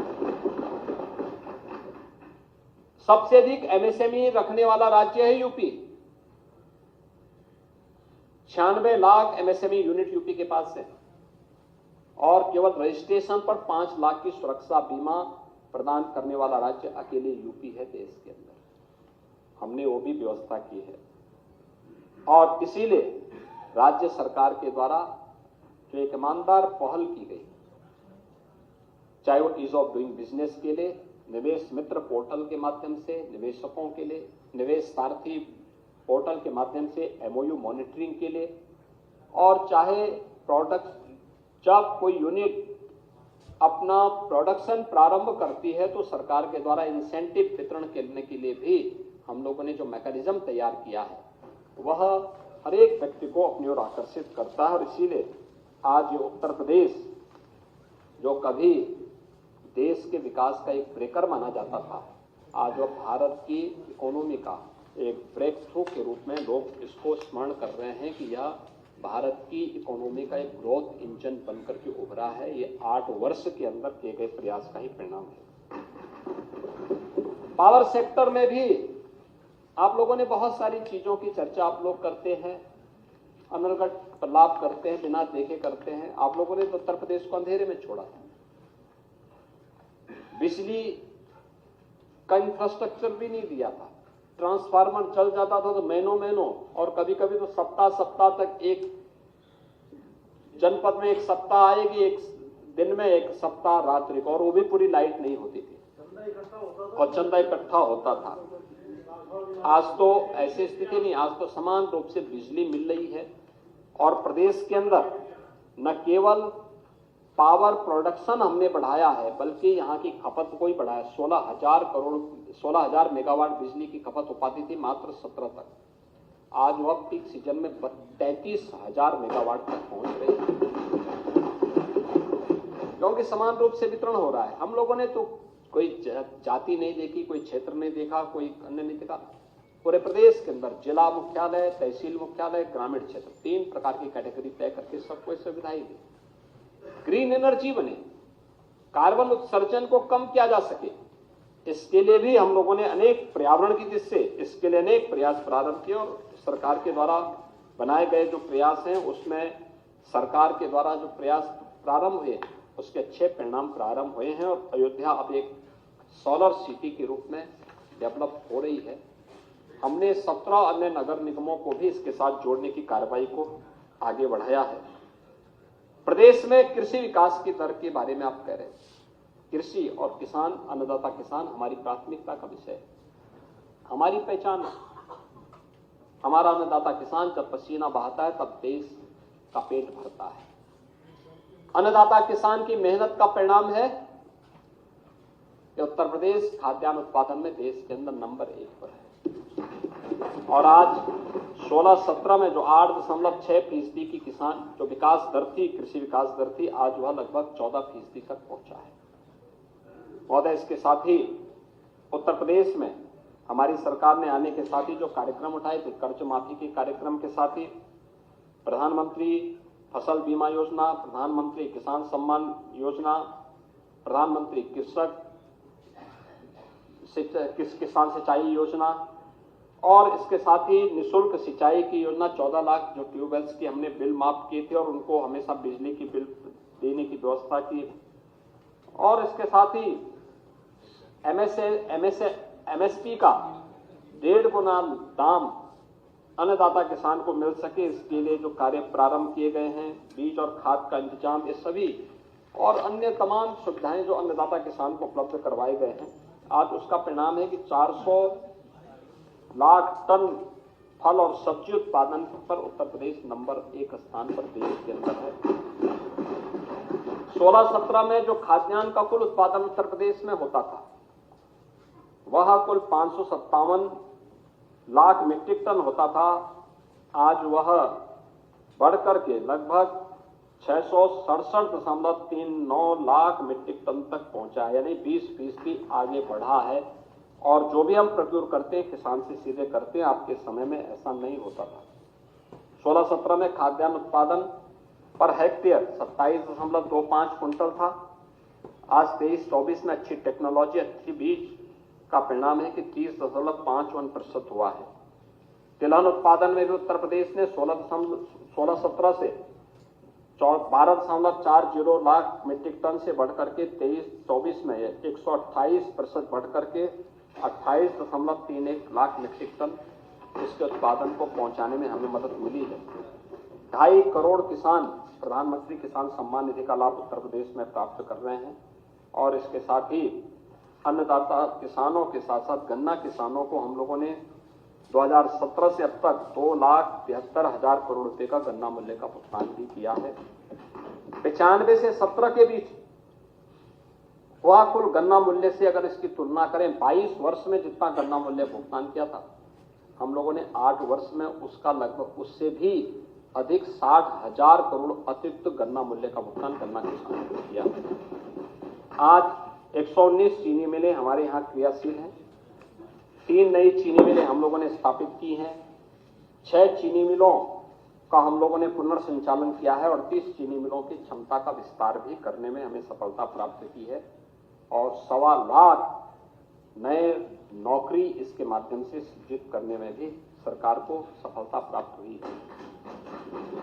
285 नई खांडसारी इकाइयों को भी गठित करने में सरकार को सफलता प्राप्त हुई और जिसके माध्यम से लगभग 42,000 लोगों को रोजगार इसके माध्यम से प्राप्त हुआ है और सरकार ने इस बजट में भी कुछ चीनी मिलों के एक्सपेंशन या जो बंद थे उनको पुनर्चलाने के लिए पैसे की व्यवस्था की है। इथेनॉल उत्पादन में भी आज उत्तर प्रदेश 2017 में जो कुल 42 करोड़ लीटर एथेनॉल उत्पादन होता था, आज 23-24 में बढ़कर के 177 करोड़ लीटर हो गया है और ये देश में नंबर 1 पर है। तो सरकार के द्वारा जो कार्य प्रारंभ किए गए, अगर आप गेहूं और धान के उसमें देखेंगे तो 2012 से 17 के बीच 19 लाख किसानों से कुल 94.38 लाख मीट्रिक टन खरीद हुई है। ये किसान थे नाम, लेकिन ये बिचौलियों से खरीदा जाता था, कोई प्रोक्योरमेंट सेंटर नहीं लगाया जाता था। इसमें 12,808 करोड़ रुपए का भुगतान हुआ और 17-18 से लेकर के 24-25 के बीच हम लोगों ने, जो आप 19 लाख लोगों से खरीदते थे, हम लोगों ने 49,69,576 किसानों से खरीदा है। जो आप खरीदते थे कुल 94,38,000 का हम लोगों ने खरीदा है। जो 94,38,000 मीट्रिक टन गेहूं की कुल खरीद की थी, हम लोगों ने खरीदा है 233,99,000 मीट्रिक टन, आपसे 2.5 गुना अधिक खरीदा है। और किसानों को गन्ना मूल्य का भुगतान किया है 43,424 करोड़, यानी 3.5 गुना अधिक भुगतान गन्ना किसान को, उन अन्नदाता किसानों के खाते में किया गया है। ऐसे धान की खरीद में 12 से 17 के बीच में आपने 14,87,919 लोगों से 123.61 लाख मीट्रिक टन धान खरीदा, 17,190 करोड़ रुपए का भुगतान किया। 17-18 से 2024-25 के बीच हम लोगों ने 69,82,716 किसानों से आपसे 5 गुना अधिक यानी एक खरीद हुई है। 456,86,000 मीट्रिक टन यानी 3 गुना अधिक धान खरीद की गई और 88,746 करोड़ से अधिक भुगतान, 5 गुना से अधिक भुगतान किया गया। ये है किसानों को दिया जाने वाला जो लाभ है। ऐसे बाजरा खरीद में, ऐसे ज्वार की खरीद में, ऐसे ही मक्का की खरीद में सरकार ने सीधे उन तक ये योजना पहुंचाई है। और मुझे बताते हुए प्रसन्नता है कि अन्नदाता किसान के जीवन में खुशहाली आए, इसके लिए उन्नत बीज उसे प्राप्त हो। जो आज के समय में चैलेंज है सरकार के सामने और देश और दुनिया के सामने, ग्लोबल वार्मिंग का, इसका सर्वाधिक प्रभाव पड़ने वाला है अन्नदाता किसान पर। इसके लिए ग्लोबल वार्मिंग से मुक्त ऐसा बीज जो इसकी चपेट में न आए, पैदावार उससे कम न हो, और इसके लिए हम लोगों ने एक सीड पार्क लखनऊ में बनाने के लिए 251 करोड़ रुपए की घोषणा की है। और मुझे बताते हुए प्रसन्नता है कि सीड पार्क किसानों के मसीहा चौधरी चरण सिंह जी के नाम पर इसी लखनऊ में अन्नदाता किसानों के लिए उनकी आमदनी कई गुना बढ़े। हमने बुंदेलखंड समेत 26 जनपदों में यूपी एग्रीज के अंतर्गत 4,000 करोड़ रुपए के निवेश में एक कृषि क्षेत्र में क्रांतिकारी बदलाव लाने के लिए भी एक नए कदम को आगे बढ़ाया है। और मुझे बताते हुए प्रसन्नता है कि अन्नदाता किसानों की सुविधा के लिए हर जनपद की प्रमुख मंडी में माता सबरी के नाम पर एक कैंटीन और विश्रामालय बनाने की भी घोषणा सरकार ने की है, उसके बजट का प्रावधान किया है। कैंटीन में कम दाम पर अन्नदाता किसान को भोजन, चाय और अन्य जलपान उपलब्ध हो पाएगा, ये हम उसके माध्यम से सुनिश्चित करेंगे। मुख्यमंत्री कृषक दुर्घटना बीमा योजना के अंतर्गत प्रदेश सरकार ने किसान के परिवार के सदस्यों के साथ साथ बटाईदार को भी इसमें लिया है और बजट में 1,050 करोड़ रुपए का प्रावधान इसमें किया है। ये सरकार के द्वारा इसमें व्यवस्था की गई है। और आप लोग बार बार निराश्रित गौवंश की चर्चा करते हैं, तो मैं आपको बता देना चाहता हूं कि ये जो निराश्रित गौवंश है यह सरकार का नहीं है, ये आप ही लोगों का है जो दूध पी करके सड़कों पे छोड़ते हैं और सड़कों पे छोड़ करके फिर इसके लिए सरकार को कोसते हैं। लेकिन हमारी सरकार ने इसके लिए कदम उठाए हैं। 12,50,000 से अधिक गौवंश में गोवंश के लिए 7,713 गोआश्रय स्थल वर्तमान में सरकार के द्वारा संचालित हो रहे हैं और निराश्रित गोवंश सहभागिता योजना के अंतर्गत भी 1,05,000 पशुपालकों को 1,63,000 गोवंश सुपुर्द किए गए हैं और इस बार भी निराश्रित गोवंश के लिए 2,000 करोड़ रुपए की व्यवस्था हम लोगों ने बजट में की। महोदय, शिक्षा और स्वास्थ्य, इसको मानव पूंजी का पोटेंशियल माना जाता है और शिक्षा, रोजगार, उद्यमिता हमारी सरकार की प्राथमिकता है। सरकार ने इस बारे में कहा है, इसके लिए अनेक प्रयास प्रारंभ किए हैं। ऑपरेशन कायाकल्प उसी स्कीम का एक हिस्सा था। बेसिक शिक्षा परिषद द्वारा संचालित प्राथमिक और उच्च माध्यमिक विद्यालयों में भी अवस्थापना सुविधाओं के विकास के लिए 2,000 करोड़ की व्यवस्था सरकार ने की है। पीएम श्री योजना के अंतर्गत 580 करोड़ रुपए की व्यवस्था की है। प्राथमिक विद्यालयों को स्मार्ट स्कूल से जोड़ने के लिए भी 300 करोड़ रुपए की व्यवस्था की है। इसके साथ ही एनसीसी एकेडमी के निर्माण की कार्रवाई हो, राजकीय पॉलिटेक्निक में नवीन टेक्नोलॉजी के साथ ड्रोन टेक्नोलॉजी आए, आर्टिफिशियल इंटेलिजेंस आए, रोबोटिक आए, इन सभी के लिए 3D प्रिंटिंग की वहां पे हम लोग प्रशिक्षण दे सकें, इसके लिए भी 100 करोड़ रुपए की व्यवस्था की गई है। और वाराणसी और आगरा के लिए साइंस सिटी के साथ साथ वहां पर नक्षत्रशाला की स्थापना हो सके, इसके लिए भी धनराशि की व्यवस्था बजट में की गई है। इसके साथ साथ प्रत्येक जनपद में वहां की संभावनाओं और विशेषताओं के अनुरूप हम लोग रोजगार सृजन के लिए एक नए कदम उठा सकें, इसके लौह पुरुष सरदार वल्लभ भाई पटेल के नाम पर प्रदेश के हर जनपद में 100 एकड़ क्षेत्रफल में एक विशेष एम्प्लॉयमेंट जोन बनाने के कार्यक्रम को भी हमने धनराशि की व्यवस्था की।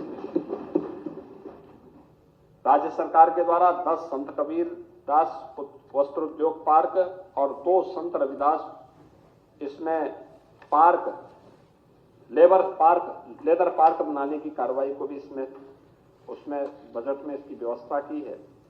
और मुझे बताते हुए प्रसन्नता है कि जो आउटसोर्सिंग के कार्मिक थे, आउटसोर्सिंग के इन कार्मिकों को जिनका शोषण होता था, हम लोगों ने इस बजट में व्यवस्था सुनिश्चित की है कि आउटसोर्सिंग के इन कार्मिकों को 16,000 से लेकर के 18,000 रुपये प्रति माह दिया जा सके। इसके लिए आरक्षण के नियमों का पालन करते हुए उत्तर प्रदेश में एक आउटसोर्सिंग कारपोरेशन का गठन भी हम लोग करने जा रहे हैं, जिससे उन्हें भ्रष्टाचार से भी मुक्त किया जा सके और किसी भी प्रकार के शोषण से मुक्त एक व्यवस्था दे सकें।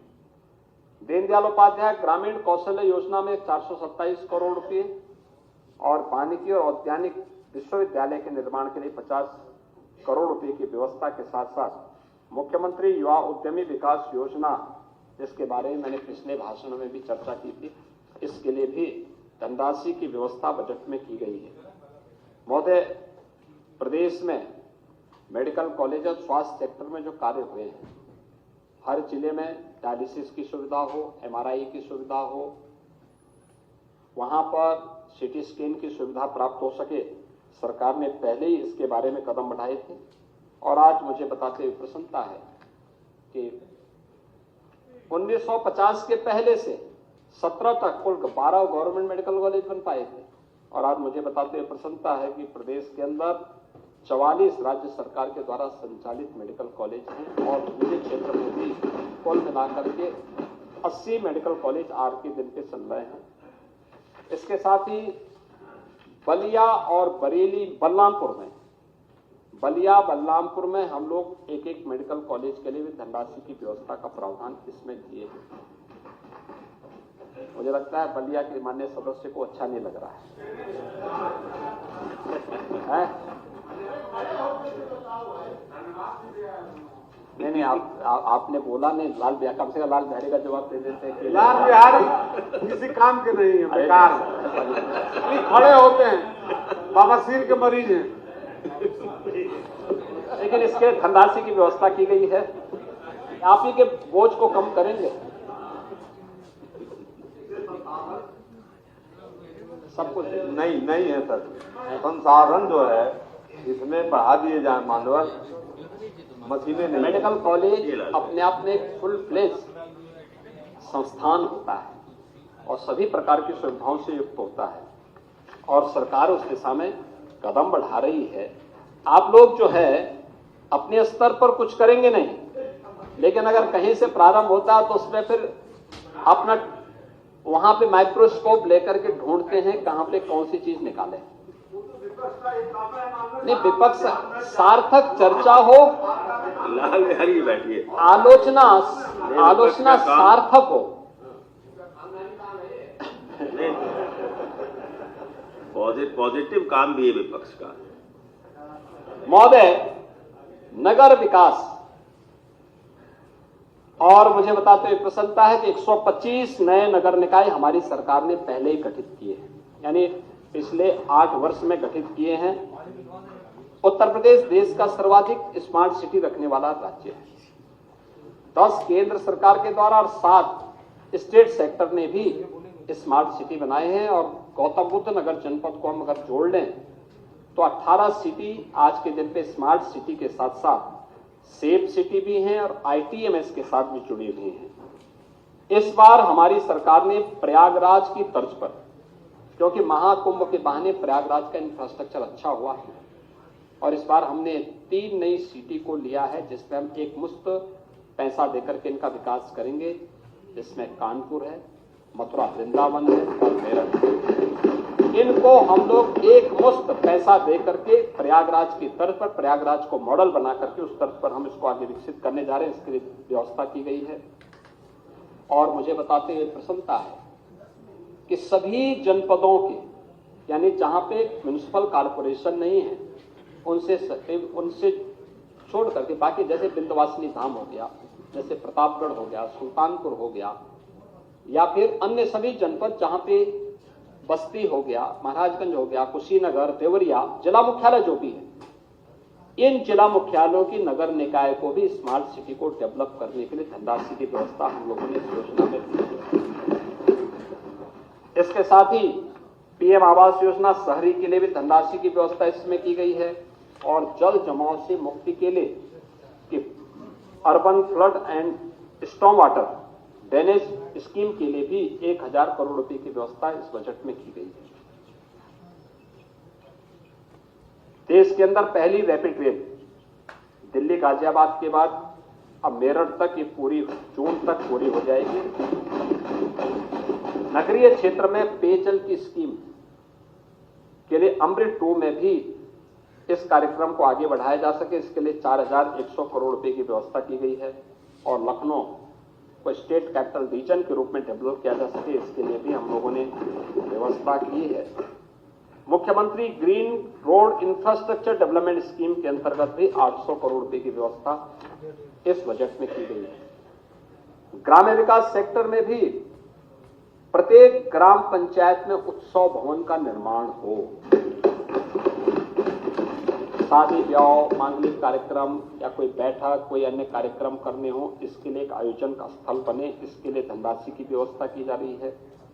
PM आवास योजना में ग्रामीण क्षेत्र में 36 लाख से अधिक आवासों का निर्माण अब तक हो चुका है और इसके साथ ही इस बार भी 4882 करोड़ और मुख्यमंत्री आवास योजना में 1200 करोड़ रुपए की व्यवस्था की गई है।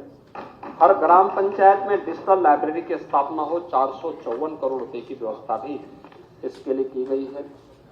अंत्येष्टि स्थलों के लिए 244 करोड़, ग्रामीण स्टेडियम के लिए 125 करोड़ और पंचायत पुरस्कार के लिए 85 करोड़ के साथ ही प्रदेश ने ग्रामीण सड़क योजना के लिए भी 1088 करोड़ रुपए की व्यवस्था की है।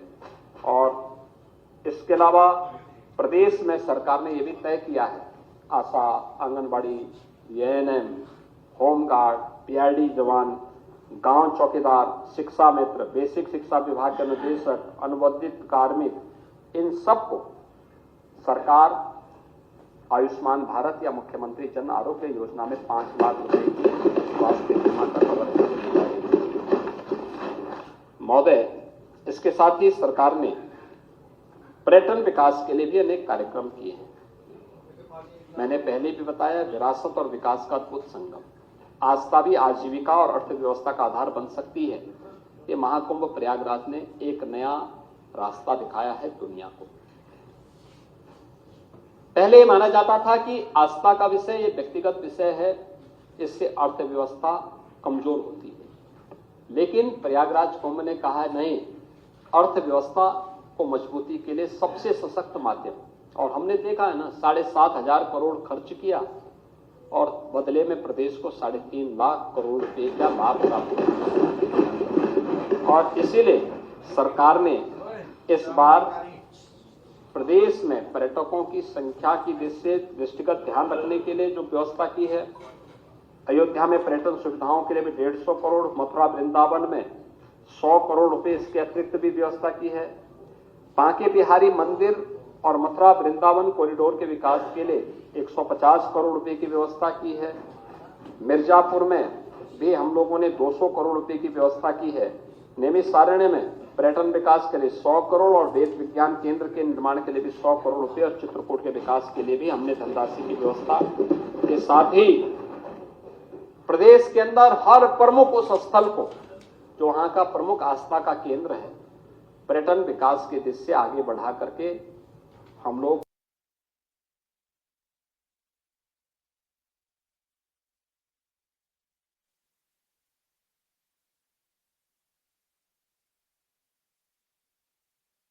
काम करेंगे। सरकार इस दिशा में आगे बढ़ रही है। सामाजिक सेक्टर में आज के दिन पर ये डबल इंजन की सरकार 1 करोड़ 4 लाख से अधिक निराश्रित महिला, वृद्धजन और दिव्यांग जनों को 12,000 रुपए सालाना पेंशन की सुविधा उपलब्ध करवाने का काम कर रही है। महोदय, हम लोगों ने इस बजट में 250 करोड़ रुपए की व्यवस्था की है जीरो पॉवर्टी के लिए। जीरो पॉवर्टी के लक्ष्य को प्राप्त करने के लिए 17 प्रकार की स्कीम को कन्वर्जन के माध्यम से उस परिवार को देने, और जो किसी स्कीम में नहीं आता उसके लिए अतिरिक्त पैसे की व्यवस्था। इससे पहले सरकार ने मुसहर, बनटांगिया, थारू, कोन, सहरिया, गौड़, चेरो, इन सभी बुक्सा, इन सभी जातियों को इसके माध्यम से 100% आच्छादित करने का काम किया है। और अब जो नए सर्वे किए गए इसमें पहले चरण में 13,57,000 परिवार आच्छादित हो रहे हैं। इन्हें 100% सैचुरेशन के लक्ष्य तक पहुंचाने के लिए सरकार प्रतिबद्ध है, और उसके लिए सरकार ने जीरो पॉवर्टी के लिए भी 250 करोड़ रुपए की व्यवस्था पहले चरण में की है। आप लोग बड़ा जो है प्रोपेगेंडा करते हैं। निराश्रित महिला पेंशन आपके समय में मात्र मिल पाती थी 9,66,706 निराश्रित महिलाओं को, और आज हम दे रहे हैं 34,14,000 निराश्रित महिलाओं को पेंशन। वृद्धावस्था पेंशन आपके समय में मिलता था 36,52,607 को, हमारे समय में मिल रहा है 60,99,901 को। दिव्यांगजन पेंशन आपके समय में मिलता था 8,75,942 को, हमारे समय में मिल रहा है 11,03,739 को। कुष्ठावस्था पेंशन आपके समय में मिलती थी 4,765 लोगों को, और हमारे समय में मिल रही है 12,361 लोगों को। और दूसरा अंतर है, आप पैसा देते थे कुल 300 रुपया, हम दे रहे हैं 1,000 रुपया।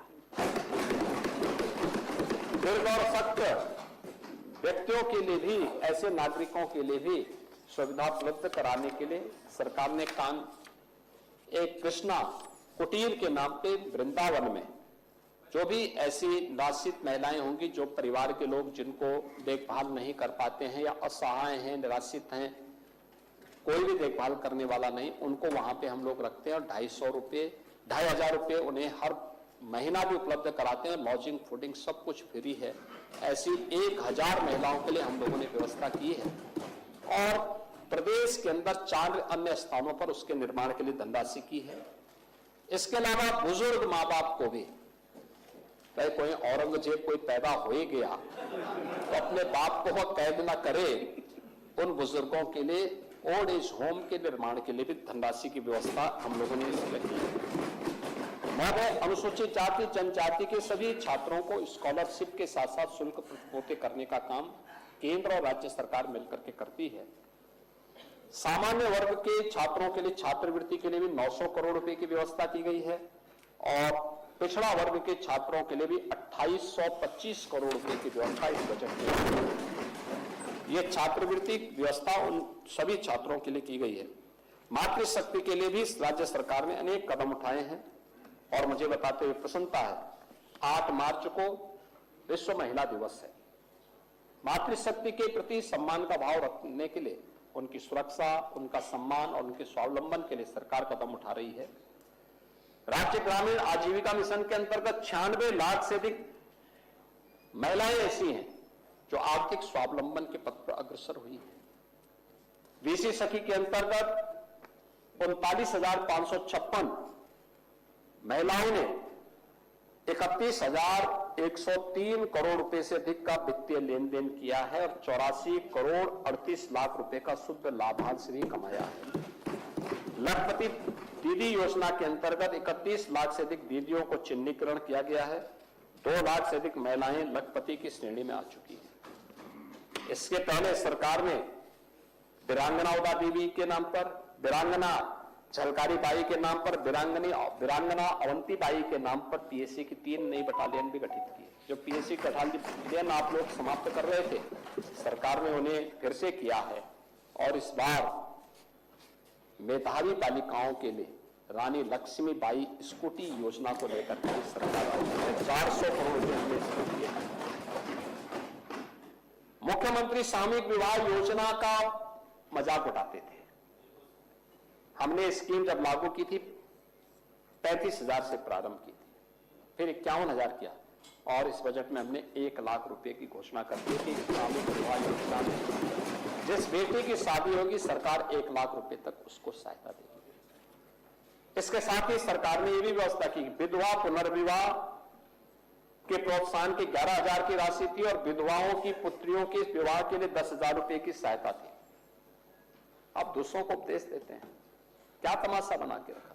सरकार ने कहा नहीं, इनको भी 1-1 लाख रुपया मिलना चाहिए और वो भी व्यवस्था हमने कर दी। आंगनबाड़ी कार्यकर्ती और सहायिकाओं को अतिरिक्त मानदेय के लिए भी 971 करोड़ रुपए की व्यवस्था बजट में की गई है और लोक माता अहिल्याबाई होलकर की 300वीं जयंती वर्ष में उनके प्रति नमन करते हुए 7 जनपदों में वाराणसी, मेरठ, प्रयागराज, गोरखपुर, कानपुर, झांसी, आगरा में कामकाजी महिलाओं के लिए छात्रावास की सुविधा अहिल्याबाई होलकर के नाम पे सरकार बनाएगी। यह भी बजट में व्यवस्था सरकार ने की है। महोदय, कानून व्यवस्था के बारे में काफी चर्चा हो चुकी है। मुझे लगता है कि मेरे मित्रगण इस बारे में बहुत आगे चर्चा को नहीं बढ़ाएंगे क्योंकि इनको मालूम है महाकुंभ उसका सबसे बड़ा उदाहरण है कि महाकुंभ में सरकार ने जो कुछ भी किया 45 दिनों में पूरा देश और दुनिया आया, कोई घटना नहीं, कितना शांतिपूर्ण तरीके से यूपी की एक नई छवि लेकर के पूरा देश गया है दुनिया के लिए। इससे बड़ा उदाहरण प्रत्यक्षम किम प्रमाणम, इससे बड़ा प्रमाण दूसरा नहीं हो सकता और वह प्रमाण प्रस्तुत किया है। लेकिन फिर भी अगर आप जानना चाहेंगे तो मैं आपको कुछ चीजें जरूर बता दूं। देखिए, इसमें जो ये किया गया है, यह इसको करने के लिए सरकार ने कुछ कदम उठाए, खासतौर पर पुलिस रिफॉर्म के लिए और उनके इंफ्रास्ट्रक्चर के लिए जो सरकार ने कदम उठाए थे उसके परिणाम भी किस रूप में सामने आए हैं।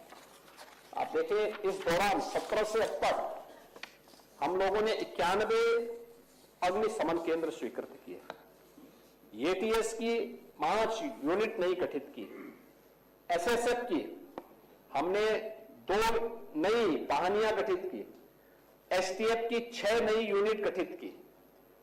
इसके अलावा 21 क्षेत्राधिकारियों के लिए आवास और 22 के लिए कार्यालय का गठन भी किया। प्रदेश में चौकी 33 और नए थाने 77 बनाए गए, प्रशासनिक भवन 97 बनाए गए थाना और हॉस्टल बैरक में खर्च हुआ है, यानी 947 ऐसे थाने और के अंदर उन्हें बैरक आदि बनाने की सुविधा दी गई। पीएससी की बहानियों में 36 पीएससी की बहानियों में बैरक बनाए गए।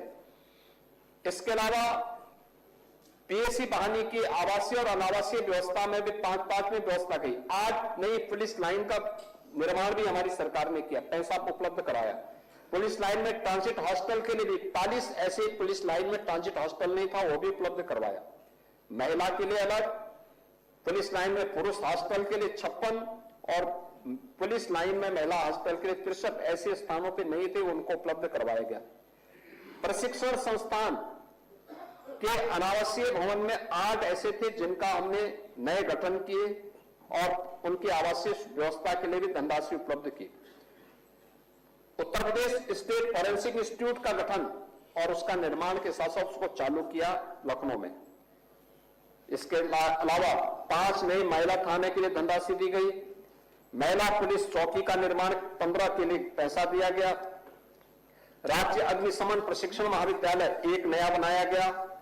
विधि प्रयोगशाला 4 नई बनाई गई और साइबर थाना, हर जनपद में एक साइबर थाना हो, यह भी बनाया गया। 1,56,206 ये नए पुलिस कार्मिक भर्ती हुए हैं, जिनमें 22,782 केवल महिला कार्मिक हैं। आप अनुमान करिए 1950 से 17 तक केवल 10,000 महिला पुलिस कार्मिक थी और अकेले 17 से अब तक हमने 56,000 1 लाख यानी 22,700 की भर्ती केवल महिलाओं को किए और कुल 1,56,207 की भर्ती हुई है और अभी हमारी 60,200 की भर्ती बहुत शीघ्र आने वाली है। इसके अलावा प्रमोशन 1,53,530 को हम लोगों ने प्रमोशन भी उपलब्ध करवाया है। जो सामान्य प्रमोशन होता है ये सभी उपलब्ध करवाए गए। तो ये सभी कार्य जब होते हैं तब परिणाम कहीं से आ पाते हैं और सरकार ने उस परिणाम को लाने के लिए जो कदम बढ़ाए हैं वो कदम आज हम सबके सामने है।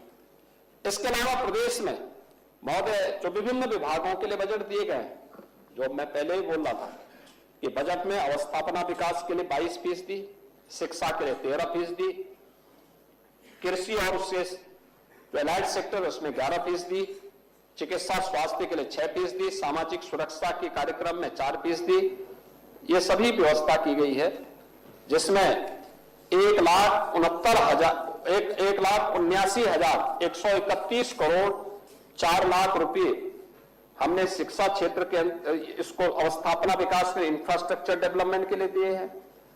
इसके साथ ही 1,06,360 करोड़ रुपए यह शिक्षा के लिए उपलब्ध कराए हैं, जिसमें सभी प्रकार की बेसिक, माध्यमिक, उच्च और टेक्निकल और वोकेशनल एजुकेशन आती है। ऊर्जा क्षेत्र को 61,070 करोड़ रुपए, सिंचाई के लिए 21,340 करोड़ रुपए, भारी और मध्यम उद्योग के लिए 24,000 करोड़ रुपए, नगर विकास के लिए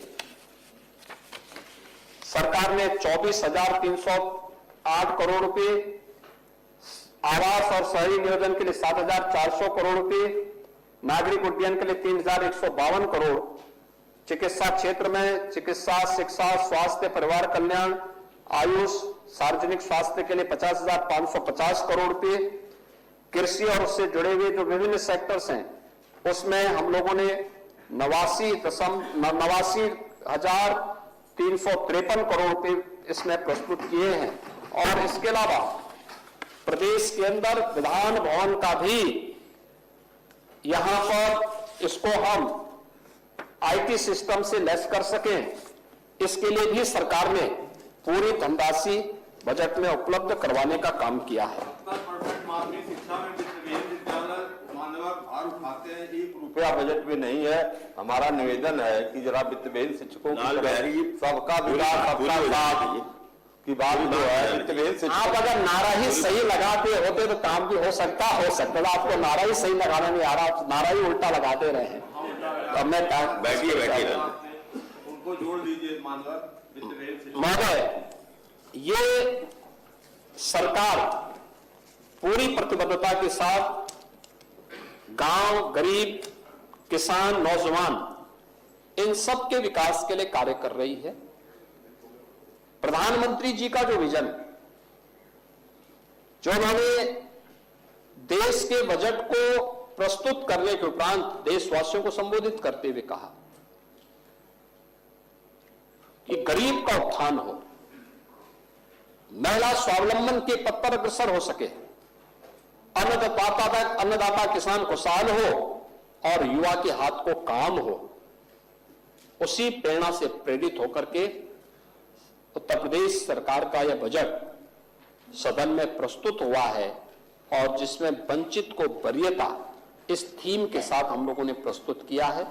और मुझे पूरा विश्वास है कि वंचित को वरीयता के साथ यह बजट उत्तर प्रदेश की अर्थव्यवस्था को एक नई ऊंचाई तक पहुंचाएगा और $1 ट्रिलियन की इकोनॉमी को प्राप्त करने के लिए जो रोड मैप तैयार किया गया है उसको हम आगे बढ़ाने का काम करेंगे। मैं इन्हीं शब्दों के साथ उन सभी माननीय सदस्यों को जिन्होंने इस पूरी चर्चा में भाग लेकर के अपने बहुमूल्य सुझाव दिए हैं, उनके बहुमूल्य सुझाव हमारे पास आए हैं, हम उसको देखेंगे भी और उसमें जो भी प्रदेश के हित से जुड़े हुए, जनहित से जुड़े हुए महत्वपूर्ण मुद्दे होंगे उनको भी हम विभिन्न विभागों में शामिल करके विकास के कार्यक्रमों को आगे बढ़ाएंगे। और मुझे लगता है कि त्रिपाठी जी एक अच्छे सदस्य हैं और अनुशासित शिक्षक भी रहे हैं। आपकी तरह अनुशासन ही नहीं थे, लेकिन उन्होंने जो बात कही है उनको मालूम है कि सरकार ने पहले से ही जो व्यवस्था बनाई है, मैंने कई बार कहा यूपी पहला राज्य है। 2005 से लागू हो गई थी। हाँ, 2005 में यही लोग थे। आप कभी नहीं बोलते इन लोग। अरे राज्य के अंदर कौन थे? उन्होंने आदेश दिया था, ये ऑप्शनल था। आपने लागू किया, आपने लागू किया, खुद ही वो स्वयं लागू करते हैं। और अब देखिए ये लोग यहां लागू किए। आप याद करिए इनके कारनामे तो ऐसे हैं कि इन्होंने 2005 से लेके 2017 तक 12 वर्ष तक एक भी कर्मचारी का अकाउंट नहीं खोले। बताओ क्या क्या हो सकता है, क्योंकि उस समय न्यू पेंशन स्कीम का उस समय विरोध हो रहा था और उस समय लोगों ने जब विरोध करना शुरू किया तो मैंने कहा इसके बारे में बताओ कि कैसे उस प्रकार का लाभ इन्हें प्राप्त हो सके जो पुरानी पेंशन से अच्छा हो। और यूपी पहला राज्य था जिसने कमेटी गठित की थी। कमेटी गठित करने के बाद जो उन्होंने बताया कि अगर कर्मचारी का और स्टेट गवर्नमेंट का शेयर 10 से बढ़ाकर के 14% कर दिया जाए तो इससे हर कर्मचारी लाभान्वित हो जाएगा। अगर किसी अच्छी स्कीम में अपने पैसे को लगाता है तो 20 वर्ष की सेवा के बाद, रिटायरमेंट के बाद उसको जो हाफ पेंशन मिलनी चाहिए, यानी मूल वेतन का आधी पेंशन जो उसको मिलनी चाहिए, इसके बराबर पेंशन उसको प्राप्त होगी। तो हमने उसी दिन हमारी कैबिनेट ने उसको अप्रूव किया और हम लोग पहला राज्य हैं जिसने उसको लागू किया। यहां तक कि 2005 से 17 के बीच में कोई अकाउंट नहीं खुला था। हम लोगों ने एक साथ उन सभी लाखों कर्मचारियों का अकाउंट खोल करके एक मुश्त, आप सोचिए 36,000 पहले एक खजाना खाली था क्योंकि आपकी फिजूल खर्ची, लीकेजेज, व्यापक भ्रष्टाचार और उस सब के बावजूद 36,000 करोड़ रुपए का किसानों का कर्ज माफी के बावजूद हम लोगों ने 10,000 करोड़ रुपए राजकोष से देकर के उन सभी कर्मचारियों के खाते में पैसा भिजवाने का काम किया था। और राज्य सरकार उत्तर प्रदेश पहला राज्य था जिसने इसको लागू कराया। और इसलिए राज्य सरकार कर्मचारियों के वेलफेयर के लिए, उनके लिए हर प्रकार से कदम उठाने के लिए तैयार है। लेकिन आप एक बार उस परिणाम को देखो जिन राज्यों ने घोषित किया है, क्या स्थिति है वहां पर। वेतन के लाले पड़ रहे, नहीं दे पा रहे हैं। कर्ज लेकर के, बैंकों से कर्जा लेकर, कोई बैंक कर्जा नहीं दे रहा उन राज्यों को, मंदिरों से पैसा मांग रहे हैं। हाँ, मंदिर में तो पैसा रहेगा। भगवान जहां लक्ष्मी जी रहेगी वहां पैसा नहीं रहेगा तो क्या रहेगा?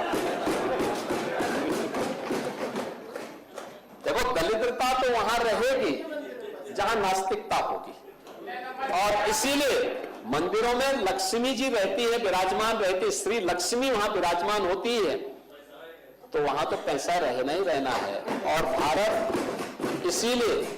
इसीलिए भारत की परंपरा में हमेशा मातृशक्ति को प्रधानता दी गई है। सुरक्षा की संकट तो आपके समय में खड़ा हुआ था, और इसलिए हम लोग उस दिशा में पूरा वो करेंगे। कर्मचारी के हित के लिए सरकार पूरी प्रतिबद्धता के साथ कार्य कर रही है, लेकिन उन चीजों को भी देखना चाहिए कि जिससे जो चीज हो सकती हो, लिमिट के दायरे में हो सकती हो। हम सबकी प्रतिबद्धता देश के लिए होनी चाहिए। महाकुंभ का भी यही संदेश है, और उसी संदेश के साथ यह बजट भी हम लोगों ने सदन में प्रस्तुत किया था, और मुझे पसंद था। तो उसके लिए कल वित्त मंत्री, अरे आपकी समझ में आ गया। त्रिपाठी तो आगे बढ़ गए, त्रिपाठी जी आगे बढ़ गए, वो आपकी बात करने लगे। सही कह रहे हैं सर, ये पुरानी पेंशन अब नहीं चाहिए। बिहारी जी, आपको नहीं चाहिए, आपको नहीं चाहिए। आपकी सरकार ने लागू किया था पुरानी पेंशन। बिहारी जी, आपकी सरकार ने, बिहारी जी, अरे वो तो आपकी बात कर रहे हैं ना, लाल बिहारी बैठे। हाँ त्रिपाठी जी, इस सदन का सौभाग्य है कि माननीय मुख्यमंत्री जी जब पहली बार बने तो इस सदन के सदस्य थे, और 2017 के बाद जो है इस सदन के सदस्यों के लिए कुछ हुआ नहीं। माननीय सभापति जी, आपने भी आप वादा किया, ऐसी बात कर रहे हैं। ये आपके सामने जो डिजिटल फॉर्म में विधान परिषद आई है, क्या ये इस दौरान नहीं आई क्या? ये टैबलेट, ये सब क्या है? आपको तो खुश होना चाहिए, शिक्षक को तो प्रगतिशील बनना चाहिए, और आप लोग उस प्रगति के पक्षधर हैं। आपके का कोई कृपा नहीं। और महोदय, अब इसके लिए वित्त मंत्री जी की अध्यक्षता में एक कमेटी बनाई गई है, और हमने वित्त मंत्री जी से कहा है, कल आपने विधानसभा में भी देखा होगा, विधानसभा में भी इस पर विस्तार से चर्चा हुई है। पिछली बार हमने गठित किया था, ये वित्त मंत्री जी को चाहिए था कि दलीय नेताओं को अपने साथ लेकर के और बैठक करके उसकी सिफारिश तत्काल सरकार को कर दे। तो वित्त मंत्री इसको देख रहे हैं, और वित्त मंत्री इसको निश्चित ही कदम बढ़ाएंगे, इस दिशा में आगे बढ़ेंगे। हमें भी जानकारी है कि इसमें आपकी समस्या है। अब आपको इसका मेडिकल कॉलेज के बाद भी कुछ चाहिए क्या?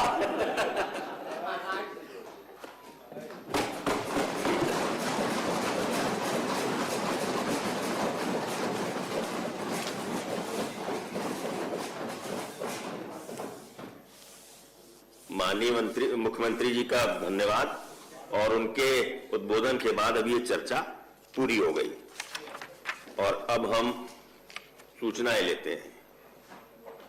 नियम 115।